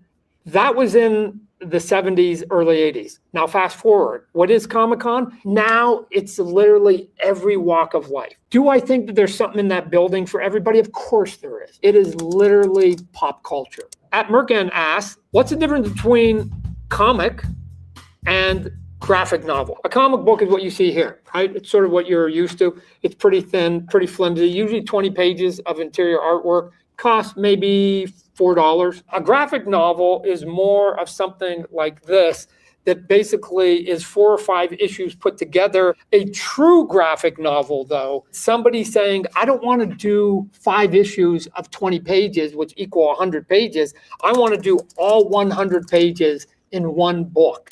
At Silly Rabbit 442 asks, just got done watching Venom 2, the movie, and now I want to learn how to draw Venom. Venom to me is he's got a big eye, right? Make sure you have a big eye. And his eye's a little bit sort of craggly because you don't want it to be smooth because otherwise that's going to be Spider-Man. He's got his big head here. And then the one thing that we like about Venom is he's got the big mouth, right? So we're even going to make him smile just a little bit.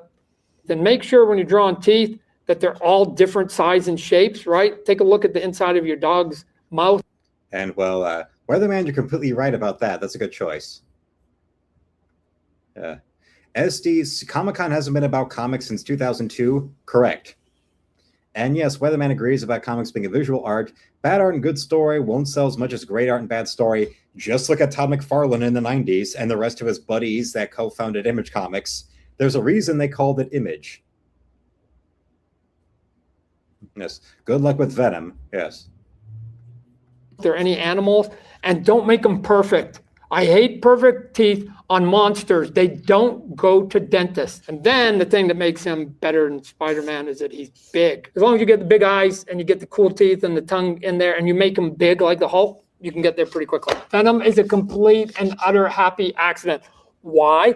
Because when I was taking over Amazing Spider-Man, Spider-Man was in the black costume and I didn't like it. Put him back in the red and blue costume. What if I take the costume off the dude, put it on something else. I'll give you some drawings. Those drawings ended up being what we now know as the look of Venom. At Comic Steve, what is the Marvel method? And the Marvel method, what he's talking about was, for years and years, the writers would only give an outline and of what they wanted the pages to look like to the artist. I would then have to interpret a couple of pages of outline and turn those into 20 pages, which is basically how Stan Lee did it, which is where the Marvel method came from. You have 5 people working on a comic book. You have the writer, obviously, is the one that comes up with the storyline and will eventually put the words into the character's mouth.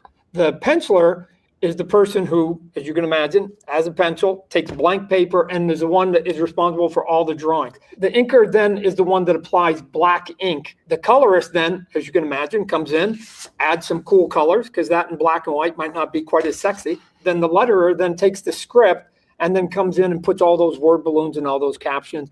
And when all 5 of those people touch the page, you end up with a complete comic book.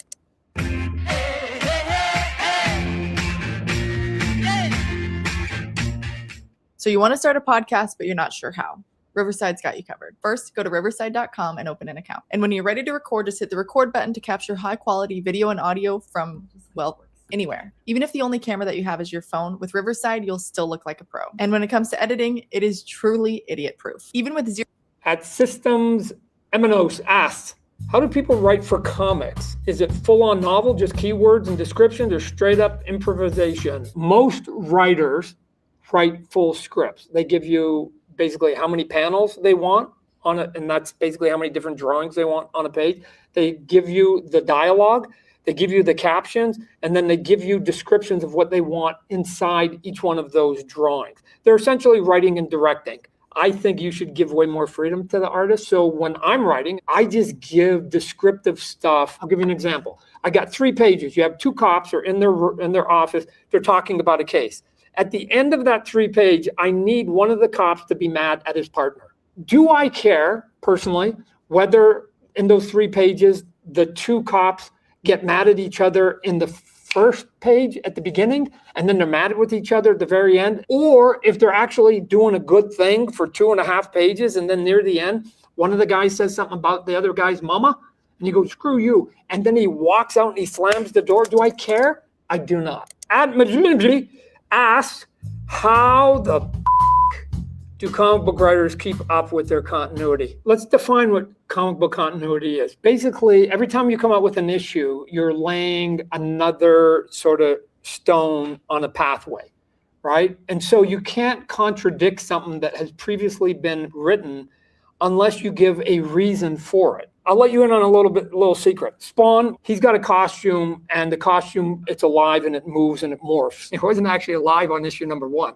At least in my head, it wasn't alive. I was drawing my first issue of Spawn, and I was putting like leg packs on him and putting some spikes on him. And then somebody wrote a letter saying, Todd, how come on page 4, the leg pack is on the left leg, and on page 9, the pack is on the right leg? And he used to have 3 spikes. Now he has 4 spikes. Confronted with this criticism, you have 2 choices. You either say, sorry, up, or you take the other one, which is what I did, which is that's. I would want to see Michael Jai White come back to be Spawn. I'd want them to do like what people were wanting Marvel to do with Blade and just get Wesley back. There's only one Blade. There's only ever going to be one Blade. Well, there should be only one live-action Spawn, and it should be his royal blackness, the ironically named Michael Jai White. Dynamite. Dynamite. Yes, exactly. Every time Spawn's on screen, there should be somebody screaming and begging for mercy. Don't kill me, Black Dynamite. Why, Black Dynamite? Why? Michael Jai White should be grateful that he was allowed to live after doing a sex scene with a pretty white girl in Ringmaster, when he had that sex scene with Jamie Presley, and the fact that both he and Jamie Presley were allowed to live in actually racist Hollywood, where white women aren't supposed to even look black men in the face if they know what's good for their career.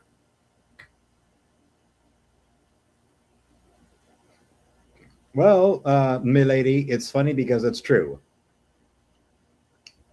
Because the costume is alive.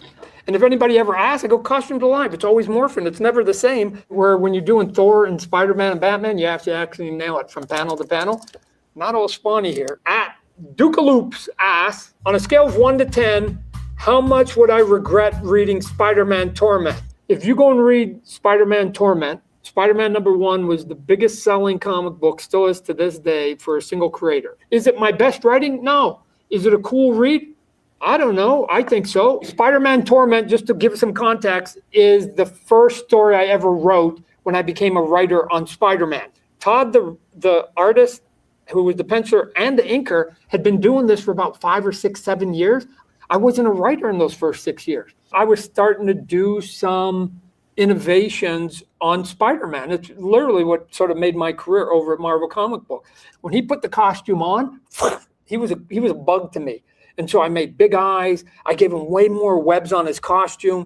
I reinvented his webbings. I put him in these freakish positions. He was a rubbery guy. When they tried to do the first Spider-Man movie, Sam Raimi, who directed it, they couldn't emulate those poses. They had all my artwork. They couldn't emulate it because I wasn't paying attention to anatomy. I just was going for the cool factor. At Comic Central asked, in comics historically, characters are often binary, evil or angelic, on or off, good or bad. How does the anti-hero archetype change the game? I'm going to tell you a character I think is boring to me, Superman. And here's why. He's perfect. He says everything right. Oh, and by the way, he has the power to spin planets on his finger, and he's a Boy Scout. The characters I always liked were the ones that were flawed. We think that being a hero automatically makes you good. I don't. I think it's the decisions along the journey that are way, way more interesting. I have a character called Spawn. He is a completely flawed man. He lets his emotions get the better of him at times. He does things that he regrets afterwards. Will he ever figure it out?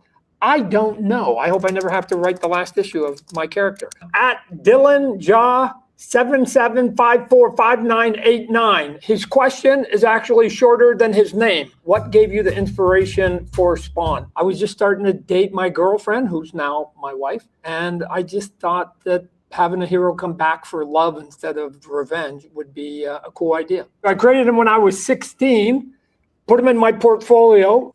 And now, actually, that original, like, late 70s version of Spawn is now its own comic to capitalize on that trend of doing, like, vintage retreads of established superhero characters with, you know, Batman 66 and Batman 89, Wonder Woman 77 or Superman 78, and, you know, X-Men 92 and all that. Now there's Spawn 77, where it's taking the original concept Todd McFarlane had as a teenager for Spawn and doing a new one. Now, it's not a good sign when most of the characters' best-selling paperbacks are Elseworlds, yeah. And if they're not actually Elseworlds, then they're some other type of thing, like, you know, All-Star Superman or what have you.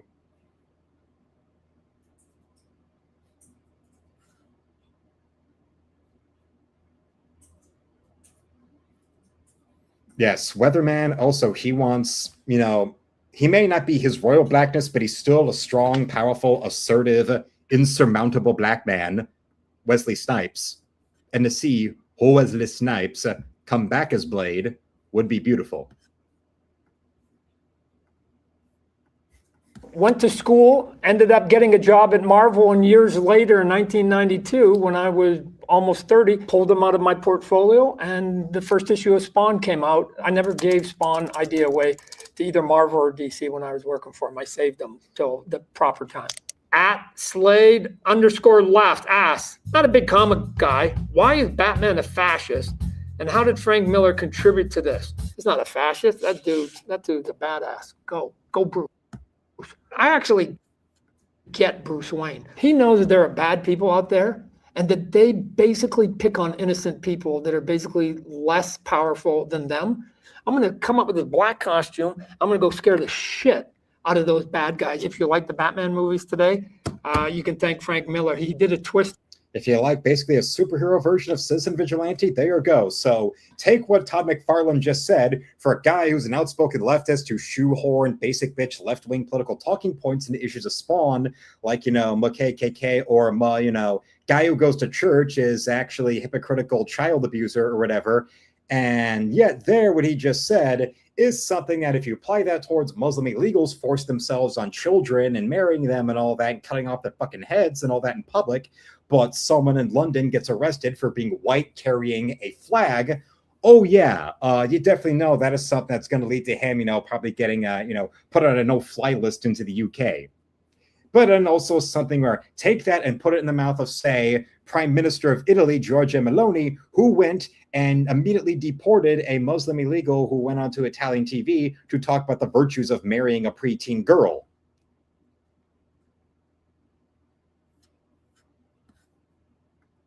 And yes, the best stories are the ones not written by the studios that created it. Absolutely. And also, it's just nice to see that some, G4 reboot intern like that screeching about Batman being fascist getting shut down by someone who's actually a name in the business. And yes, the world's greatest detective knows what he's doing. It's above our pay grade because we're not the world's greatest detective. And, yes, there is a place for Plastic Man type of stuff to be done, so long as that Plastic Man type of stuff actually has humor, not Whedon speak. Not a bunch of obnoxious, cringy pop culture drivel, which is what Deadpool has become because of post Whedon writers getting their hands on the character. Yes, now the fact that you can get arrested in England for carrying an English flag is nuts. Or a guy walking out of a sporting goods store buying a baseball bat was arrested on sight by a bobby for seeing him with a baseball bat. And yes, Whedon's X-Men run is legendary cringe, just like 90% of Alan Moore stuff that basically isn't work for hire he did. It's funny that a guy like Alan Moore, who is the epitome of I want the 60s back, cringy, boomer, narcissistic, refusal to grow up, but accuses anybody conservative of being stuck in the past. And yet all of his comic book work that's consistently readable is unironic, heartfelt tributes to eras before him. Whether it's the League of Extraordinary Gentlemen, the first couple of those comics, that's all about taking those public domain Victorian era literary characters and making them into a super team. Or if it's his Doc Savage fan fiction known as Tom Strong, or, from what I've heard, his work on Supreme, where he took the Rob Liefeld grimdark 90s ripoff of Superman and made it into a love letter to the Superman comics he loved as a little boy, that Mort Weisinger era that Mike Allred attributed with his cover to Action Comics number 1000. Or even stuff he did for hire, like in the 90s when he was doing all kinds of work for hire for the Image guys, like that Violator miniseries he did with a young Tony Daniel, or that guest issue of Spawn he wrote, or actually, no, wait, scratch that, because that issue of Spawn is, where the protagonist is the child murderer who was protected from justice by his father being a senator, so Spawn had to come in and kill him to avenge all those kids he killed. So yeah, scratch that. But the Violator miniseries he did, or then, that run on Wildcats that Moore did that's been reprinted here and there, but I think is out of print again. Yeah, that stuff. Or, yeah, all that stuff. Yeah. Yeah, that's every modern show ever about, the legendary cringe. And as I've said, PVFS, Joss Whedon ruined a generation of journalists and writers for sure. But another thing about that, good or bad with Alan Moore, most of the time, because of his false deified status, he's able to get great artistic talent to put their best work in front of him. So you get, Dave Gibbons or Gary Leach or, John Toddleben or Steve Bissett, or even guys that should be bigger names but aren't, like Chris Sprouse, who was his main artist on the latter half of his Supreme work and then became Moore's artist on Tom Strong, or Kevin O'Neill with the stuff he did in the UK before he came to America, and then O'Neill being his artist on League of Extraordinary Gentlemen. Moore, know the score. Or Ian Gibson on, another one of Moore's unironically, readable works, being his 2000 AD science fiction adventure, The Ballad of Halo Jones, which mostly eschews the, weird, perverted, pretentious, rape porn, where, that if you rightfully criticize that as being freaky criminal gooner fantasies of Alan Moore, he'll take the Hugh Hefner defense of I'm not a pervert, you're a prude. While you're going and having the, Tea Party in Alice in Wonderland become a Tumblr gangbang, or making another Tumblr gangbang out of the Lost Boys from Peter Pan. They know that sort of creepy shit. But then, and then you wonder why the Rich Johnstons of the world want to ignore, or not talk about as much his stuff like The Ballad of Halo Jones, where it's just a big, sprawling science fiction adventure around a female protagonist who doesn't get raped or disfigured in some way. For how much the Gail Simones of the world bitch and moan about women in refrigerators, the fact that Alan Moore is fucking obsessed with having his female characters mutilated or raped or humiliated in some way or another, and twisting the story around them getting humiliated or raped in some way or another, it makes it so refreshing to read The Ballad of Halo Jones and see how it's a female protagonist who's actually a heroine and not a professional victim as a hypocritical Trojan horse for Alan Moore's politics or his psychosexual hangups. To the point where even like 80s new wave bands, like there was one band that was like it was a bit big in Britain in the 80s called Transvision Vamp, did a tribute song called Hanging Out with Halo Jones. Yes, Morrison put on the Union Jack at a concert. No, Morrissey put on the Union Jack at a concert in the early 90s. He had to move to LA because everyone in the UK was calling him racist. And then you wonder why a guy like Rob Halford, UK born and raised, frontman to Judas Priest, who was openly gay, and you wonder why when he got the big money, like so many other British rock stars, they moved to America, not just to get away from the UK's draconian tax system, but also because, a guy like Rob Halford could also be able to go out to Yuma, Arizona, and enjoy not just the sense of freedom from the lack of the British tax system, their tax code, but also so he could go out there and enjoy the American freedom he loved watching of Westerns as a child, of Halford's childhood love of Hopalong Cassidy and the like. He moved out to Phoenix, and he's been living there ever since the 80s, so he can go and live among the world of Hopalong Cassidy and have himself a good fun time. Yes, because remember, he's not just the painkiller, but he's also out there in pursuit of somebody to be his new turbo lover. Yes. Yeah, remember Colossus was dead for like years, and Whedon brought him back to life. Turns out an alien named whatever had kidnapped him for no reasons. Mainly because of account of knowing Whedon being somebody who obviously jerked it to the early 80s X-Men issues with Kitty Pryde showing up and Colossus being her love interest and all that. It was a matter of he wanted to see his Comics Code approved of, Marvel editorial approved of, because the Comics Code Authority was dead by that point, but he wanted to go and get paid for his Colossus Kitty Pryde sex fantasies to finally be lived out on the page. So arbitrarily bring back Colossus so that then, Mr. Feminist Joss Whedon can have a whole scene dedicated to a nude Kitty Pryde strutting into the room, lustily looking exactly like fucking Shannon Tweed with the expression on her face, to go and finally, show Colossus her Katya, if you know what I mean. For those who know Eastern European names. Yeah, the X-Men defeated. Colossus was died to create the cure to the mutant version of AIDS. Yeah, the legacy virus, which was the first big storyline they came up with, the first big villain plot device, when it was Scott Lobdell and Fabian Nicieza taking over as the X-Men writers from Chris Claremont, and then they worked the legacy virus into the cartoon. Also, it did not take long for Colossus to start making pop culture references when he'd been in a prison for years. Yes, yeah, and who says that Joss Whedon has no understanding of character voice? Everybody sounds like a middle-aged dweeb who watched too much TV and read too many comic books, making everybody sound like himself and calling that hip and cool when he was a complete fucking dweeb, and his entire personality is built around brooding over being unpopular in high school.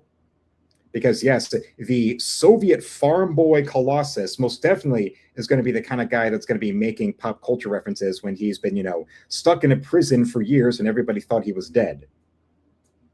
That makes real fucking sense. And then you wonder why, a douchebag like Yahtzee is a dude I respect, at least when it comes to him, bringing up in that podcast about how, about Whedon, he has no sense of character voice. He's a terrible, smug writer, and I hate him.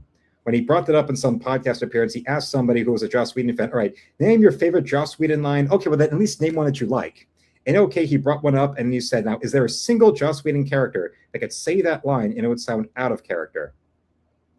And then that's what led to him, this statement of, He has no sense of character or voice. He's a terrible smug writer, and I hate him. That's what makes it so funny that, a guy who was as a complete sexless dweeb who had no social life and no friends or girlfriends in high school then becomes the voice of the voice of a generation. This middle-aged dweeb, third-generation TV writer is, considered by Entertainment Weekly to be the alpha and omega of how cool hip teenagers talk, and only the most nebbish of insulated, asocial, having no friends or girlfriends or boyfriends, teenage dweebs who then all become writers or journalists under the deranged, terrible influence of Joss Whedon, then think, oh no, that's how, the hip people talk. No, you're just a bunch of fucking doofuses that want to pretend to be cool to get payback for high school. PVFS says, and to think I wasted my time giving my characters personality traits instead of self-inserts and or gooner fantasies. Every male character of Whedon's is some type of self-insert or a thinly veiled revenge fantasy against somebody that was mean to him, or all his women are either his masturbatory fantasies or obstacles that need to be destroyed in the name of getting to live out his masturbatory fantasies.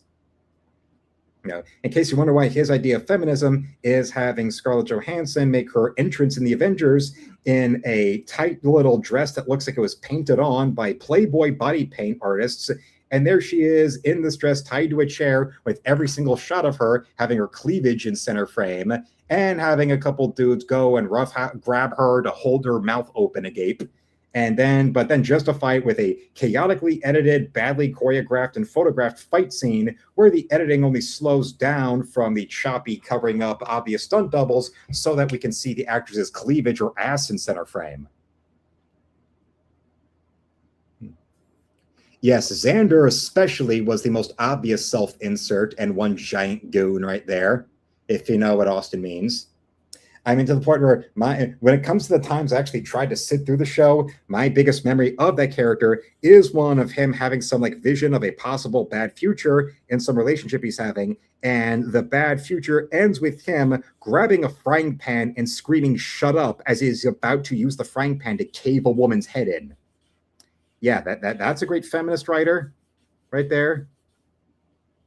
And then when his wife publicly called him out of using his sham marriage and performative feminism as a Trojan horse for him being an unfaithful bastard, the letter he wrote to her that then she posted online was him trying to excuse himself as saying, "Don't understand that these women were beautiful, needy, young, aggressive women who never paid attention to me in high school, and now I'm a powerful producer, and now I have all of these women now wanting." My attention, and all of them now trying to sleep with me to try to boost their careers. And of course, the guy who's supposed to be such a great, brilliant, creative thinker wasn't able to stop, listening to his dick, unlike Hugh Hefner, and was able to maybe go and think, well, these women don't really find me attractive or interesting. They just want to sleep with me, thinking that it's going to advance their careers. And that type of transactional sex that is actually the epitome of the casting couch, not rape culture, well, maybe you should go and now be the bigger and better man and not use, and not deliberately go and use your position of authority or power or clout to go and now, get revenge fucks for how you were a private school incel. Two things that the writers of Marvel hate: religion and patriotism. In case you wonder why, a guy like Whedon in those Avengers movies went out of his way to, turn Captain America into every dumb jock revenge fantasy he's ever had. Because guys like him and Patton Oswalt, and of course Patton Oswalt loves Whedon's work, are guys who's built a whole personality around I wasn't popular in high school. So that means all the pretty people, all the beautiful people, and all the jocks all have to be one-dimensional cartoon supervillains because they have no grip on reality, and their entire fucking thinking and their entire fucking understanding of the world comes entirely from media drivel. And it becomes a pervert in feedback loop where they only know about life from what media jackasses that are just as vindictive and two-faced as they are tell them what the world is. So then they got to go and lash out at the world for their reality they grew up in not being what Hollywood was telling them. So they got to make everyone else's problem they have to make it everyone else's problem that they couldn't get laid or they couldn't get friends. Wow, are those people fucking pathetic. The snake that perpetually eats its own damn tail. And then you wonder why I was able to smell the duplicitous ego and narcissism off that douchebag Whedon when I was in middle school. And I was able to sense someday he's going to wind up being caught treating women like shit. He's going to be cheating on his wife and all that. And I called that out in 8th grade. And well, guess what? It turned out to be true. And yeah, well, thank you for the dark blue on Sydney's outfit. Dude, I hate how they made Xander a big baby gooner dude, was always crying with Buffy. Meanwhile, he is dating a way hotter chick. Yes, in case you wonder why another reason why I like the movie over the TV show, Buffy actually looks like she wouldn't completely collapse under the weight of carrying a, balsa wood stake, let alone one that's supposed to drive out vampires, a bony little nasally speaking Sarah Michelle Gellar. Yeah, she's the Slayer. Yeah, bite me. And then, the very pie wagon looking Scarlett Johansson, who obviously went and lost weight and did at least some kind of like training for Iron Man 2, and then went and clearly put on weight for the Avengers. And all the talk, both obviously within the industry and people online, about her looking like a pie wagon clearly got to her, because then you see her in her next Marvel movie, and in Captain America Winter Soldier, it looks like basically they deep faked her face onto the body of Karen Gillan. Yeah, they couldn't hate each other even harder if they tried. Yeah, Anya was a fox, no idea what she was doing with Xander. I guess that's why she left him. Sarah Michelle Gellar was Austin's least favorite part of the show, as well it should be. As well it should be. Maybe that's the real reason that, Angel went off and went away to go do a hipster retread of Constantine, where there's Charisma Carpenter, where, her, who was she wasn't just a cheerleader on the show. I mean, Charisma Carpenter was a real life, Seattle Seahawks cheerleader before she wound up as an actress. And then, for between the crime of her getting a crucifix tattoo that also pissed Whedon off and had her treat her like shit. Then after that, she got pregnant, and he, obliquely tried to imply for her to wonder if she was going to get an abortion or not, then proceeded to write her pregnancy into the show in the most humiliating way he could think of, and then after that, just kill her off screen. And no wonder she was the first of many dominoes to go and fall when it came to what Ray Fisher was alleging about Whedon. And good Lord, the man deserved everything about that came to him. There's deserving to what's coming to you, and then there's the Joss Whedon level of deserving what's coming to you. And yes, the movie is cool, and Christy Swanson plays and looks the part of an action star so much better. And yes, the Anya Taylor-Joy version of Magic is far better than anything you ever saw with, what you're going to be seeing with the MCU. Trust me. And yes, Xander had the 3 hottest girls in Buffy. Meanwhile, Buffy's crying over Buffy. Why, dude? It made no sense. An actress who looks like a number 2 pencil in a wig versus all those other girls. On a character that I thought had gotten stale, so did he, and he just basically messed with the icon. And sometimes that's what you need to do. Every now and then, you just need to shake the cage and let people see something a little bit different. At Nick Wetmore. But yes, that's that's fun to see. And now right here, we've got our little lady, Sydney Savage, ready to go. And also, if you want to see the overhaul I did on the anime pieces in my store, the anime illustrations. So now all the artwork you see in the store is done from scans of what I've got, including original pages for Encrypted. In a few weeks' time, when issue 5 arrives at everybody's doorstep, we'll add 4 pages of original art from issue 5 into that category. And now we get to the very last one. And here we have now multiple pieces of Frieza. Yes, all the different pieces of these characters I have duplicates of, from Frieza to Goku to Cell and Piccolo are all there. But also, up here, all my Lady Death pieces are available. I've got 3 of them now after the one that our friend, little Miss Ruby Who went and bought.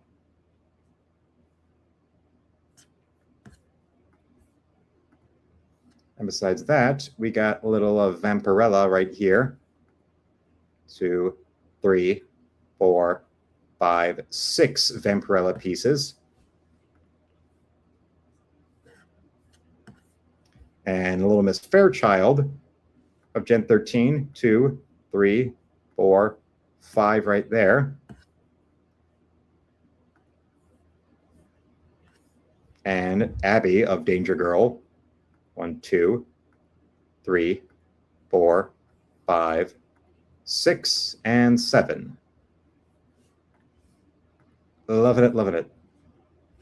Oh, it's all right, Weatherman. You know, if your internet's freaking out or not. I mean, hey, I totally get it. Yes, look at this very interesting structure we have here. And, you know, piling up the reference I'm going to be needing for issue 8 of Encrypted, you know, includes things like this little Gen 13 miniseries that our friend Adam Hughes did. Yes. Along with the, you know, MC Escher stylings that we're going to be putting into the comic. It's going to be a big deal, trust me there. Because I haven't really seen like anybody really extensively try to apply MC Escher's work in the comics. You know, like, of course, the big innovator of our friend Jim Steranko, he, you know, brought surrealism with Salvador Dali's work and Andy Warhol's pop artwork in the comics and all that. But I haven't seen anybody try MC Escher extensively, so that's something I'll be doing. And also with issue 9, with the, you know, liminal space type of horror we'll be doing straight out of Backrooms, we're going to be doing that with issue 9 with the concept behind that one. And then remember, issue 10 is going to involve John Teeter, yes, the time traveler of Coast to Coast AM fame. And then issue 11 is going to be a swimsuit special. Yes, we're going to be doing a whole swimsuit special with an actual story to it, inspired by a combination of the all splash page issue of Warren Ellis's Stormwatch and the resurrection of the Marvel swimsuit specials that they've now been getting back into doing annually, which, unlike all the other sideshade CalArts cringe that they've been trying to force on you, the swimsuit specials have actually gone and you know, sold. Those have actually moved. They sold out pretty damn quick, and now they got to go and hold up the rest of the Tumblr Gooner fantasies that they keep trying to force out. The way they've been ruining Spider-Man, and you know how the well past ruined X-Men. There you go. Weatherman says, I won't look at until the end of the month when I'll buy some. All right. Okay, right there. But hey, you know, that's not going to stop anyone else out there from checking out what I've got right there in the store, along with those pieces and everything else. And well, if you're missing issues of Encrypted, or if you're new to the store and you want to get yourself in there, well, we have copies of the previous 4 issues of Encrypted ready to go, while issue 5 are still available for pre-order. So get your way in there if there's any past issues that you do not have. And of course, the fact that we've got issues 5, 6, and 7 already completed, it's just a matter of getting them printed every couple months. So yes, by the time we get to Thanksgiving, you definitely are going to be getting that first full year of Encrypted delivered to you, which means go on with the show. You're going to be seeing a big explosion of actually fulfilling my promises of getting 6 issues out in year 1. So all of your subscriptions will be fulfilled. And that is just, you know, showing you that, yes, anything those idiots in CG can do, I can do better. Because I'm coming into this, you know, the man in motion. Underneath these pair of wheels. Yes, St. Elmo's fire is burning in me. Burning inside of me. I can feel it burning because I can see the new horizon underneath these pair of wheels.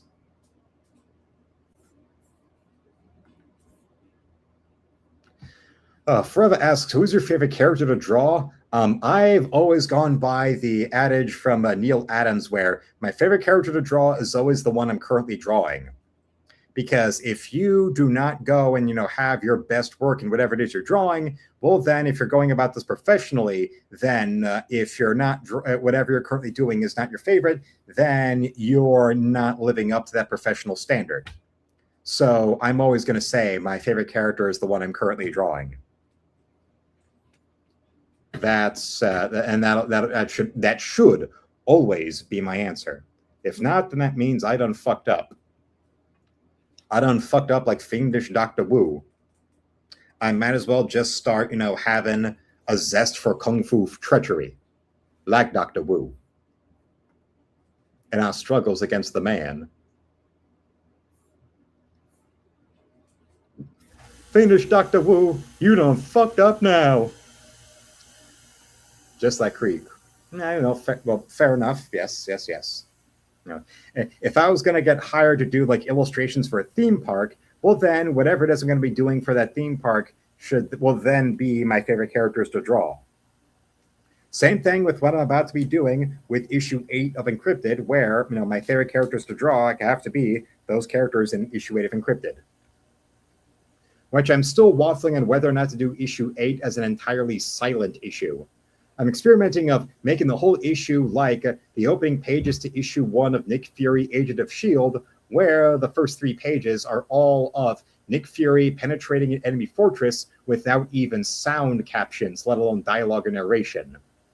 That's trying to do a whole issue like that, like when Marvel did that whole Nuff Said initiative, where they did a whole month of comics where every comic they published was done either with no dialogue or with no dialogue except like the final page. The one I remember the most easily being the issue of Grant Morrison's new X-Men run that did that, where it was drawn by Frank Quietly, I remember, and it was Emma Frost and Jean Grey using their psychic powers to go into the mind of Professor X while he's in a coma to try to wake him up and see what put him in that coma in the first place. And there's no dialogue until the final page. That would be kind of cool, but very hard to pull off. Exactly. That is something I'm thinking of doing of, how to have how to story with your exposition, with your denouement, with your rising action, your falling action, and your climax. Do all of that with nothing but what you see on the page. That'll be a challenge. And also because I said like the basic plot structure is similar to Metal Gear Solid, being able to do that sort of tactical espionage action with actual tactics and espionage and action instead of 20-minute long dialogue drivel cutscenes will be most definitely a flex against Hideo Kojima. Just like how me, having a steady supply of condoms with me is a good flex against the likes of Hugh Hefner, as I've already mentioned. And also, apparently, one of my brothers, my brother who's not married, keeps a bowl of condoms next to his bed. And my mother told me about that and said, "Oh, he's always the optimist." Well, hey, that makes him more than just an optimist. That makes him responsible. So I cheer him on for that. I would not make fun of him or tease him for that. That is something that deserves an applause, especially considering the kind of father we had who would flat out had such a phobia about responsibility for his own dick that he wouldn't even say condoms. One of his many obnoxious Tourette's field spoonerisms, he would say condominiums. Hugh Hefner really had him mentally conditioned that strongly, yes. Your mom is funny. Well, it was funny because it's true. Wasn't even telling a joke. She was just making a statement. But hey, I support him in his endeavors of having a bowl of condoms next to his bed. It's very fun. It's, it's very much a smart tactic. It's very Bobby Fischer-like of them, if you're familiar with that gentleman. The master behind this, and this will also have some visual motif in issue 8 as well, while also having woo titties. Because yes, you will be seeing Fiona in a tactical espionage style, suit, but it will be her way, which means lots of titties out there. Weatherman says he's gonna go and lay down. Weatherman, nice to see you here. Hello again, and well, let's hope with these alder trees falling that we'll be seeing the return of a regularity with our friend Weatherman. the spring and the summer wasn't the same without you being incapacitated because of the damn older trees. Yes, everybody wish the man a good night. Yeah. Moms always give the sick burn without trying. Yes. Or going back to what I was saying when my mom made fun of my father for all them saying, "Oh no, I'll just pull out. I'll just pull out." Yeah. It was no. The American military had an easier time pulling out of Vietnam as Saigon was collapsing under communist insurgency than my father ever had in pulling out. And then going and, bullying my mom into getting her tubes tied instead of him taking responsibility with his dick and having a vasectomy. Because don't you know you're supposed to go and worship him and never challenge him and never tell him to do anything out of his comfort zone? Because you should cheer him for the joyous selflessness of him not beating you like his father did. Another thing about that generation of boomer libtard men like my father, where the type of entitled men who think that, because they aren't cheating on you with playmates or they're not beating you to a pulp like their fathers did, that means you should go and worship them every second they're alive. But on that note, I want to thank you all for watching. Subscribe so the channel will reach 10,000 subs. Become a member today and shop my art store with the first link in the description, where you can buy my art or commission me or support you directly with a donation. Or you can go and get a pre-order to issue 5 of my comic book Encrypted, where a regular copy is 5, an autographed copy is 10, an autographed and sketched in copy is 20, or you can get a 1-year subscription for 60, or 1-year subscription with their copies autographed for 90. Tomorrow, I'll be live again at 10. I'll have new shorts at 5 p.m. Eastern, 5:30 and 6, and I'll have a new video premiering at 6:30. So until then, felines, slam it, lick it, suck it, and see you, Space Cowboy.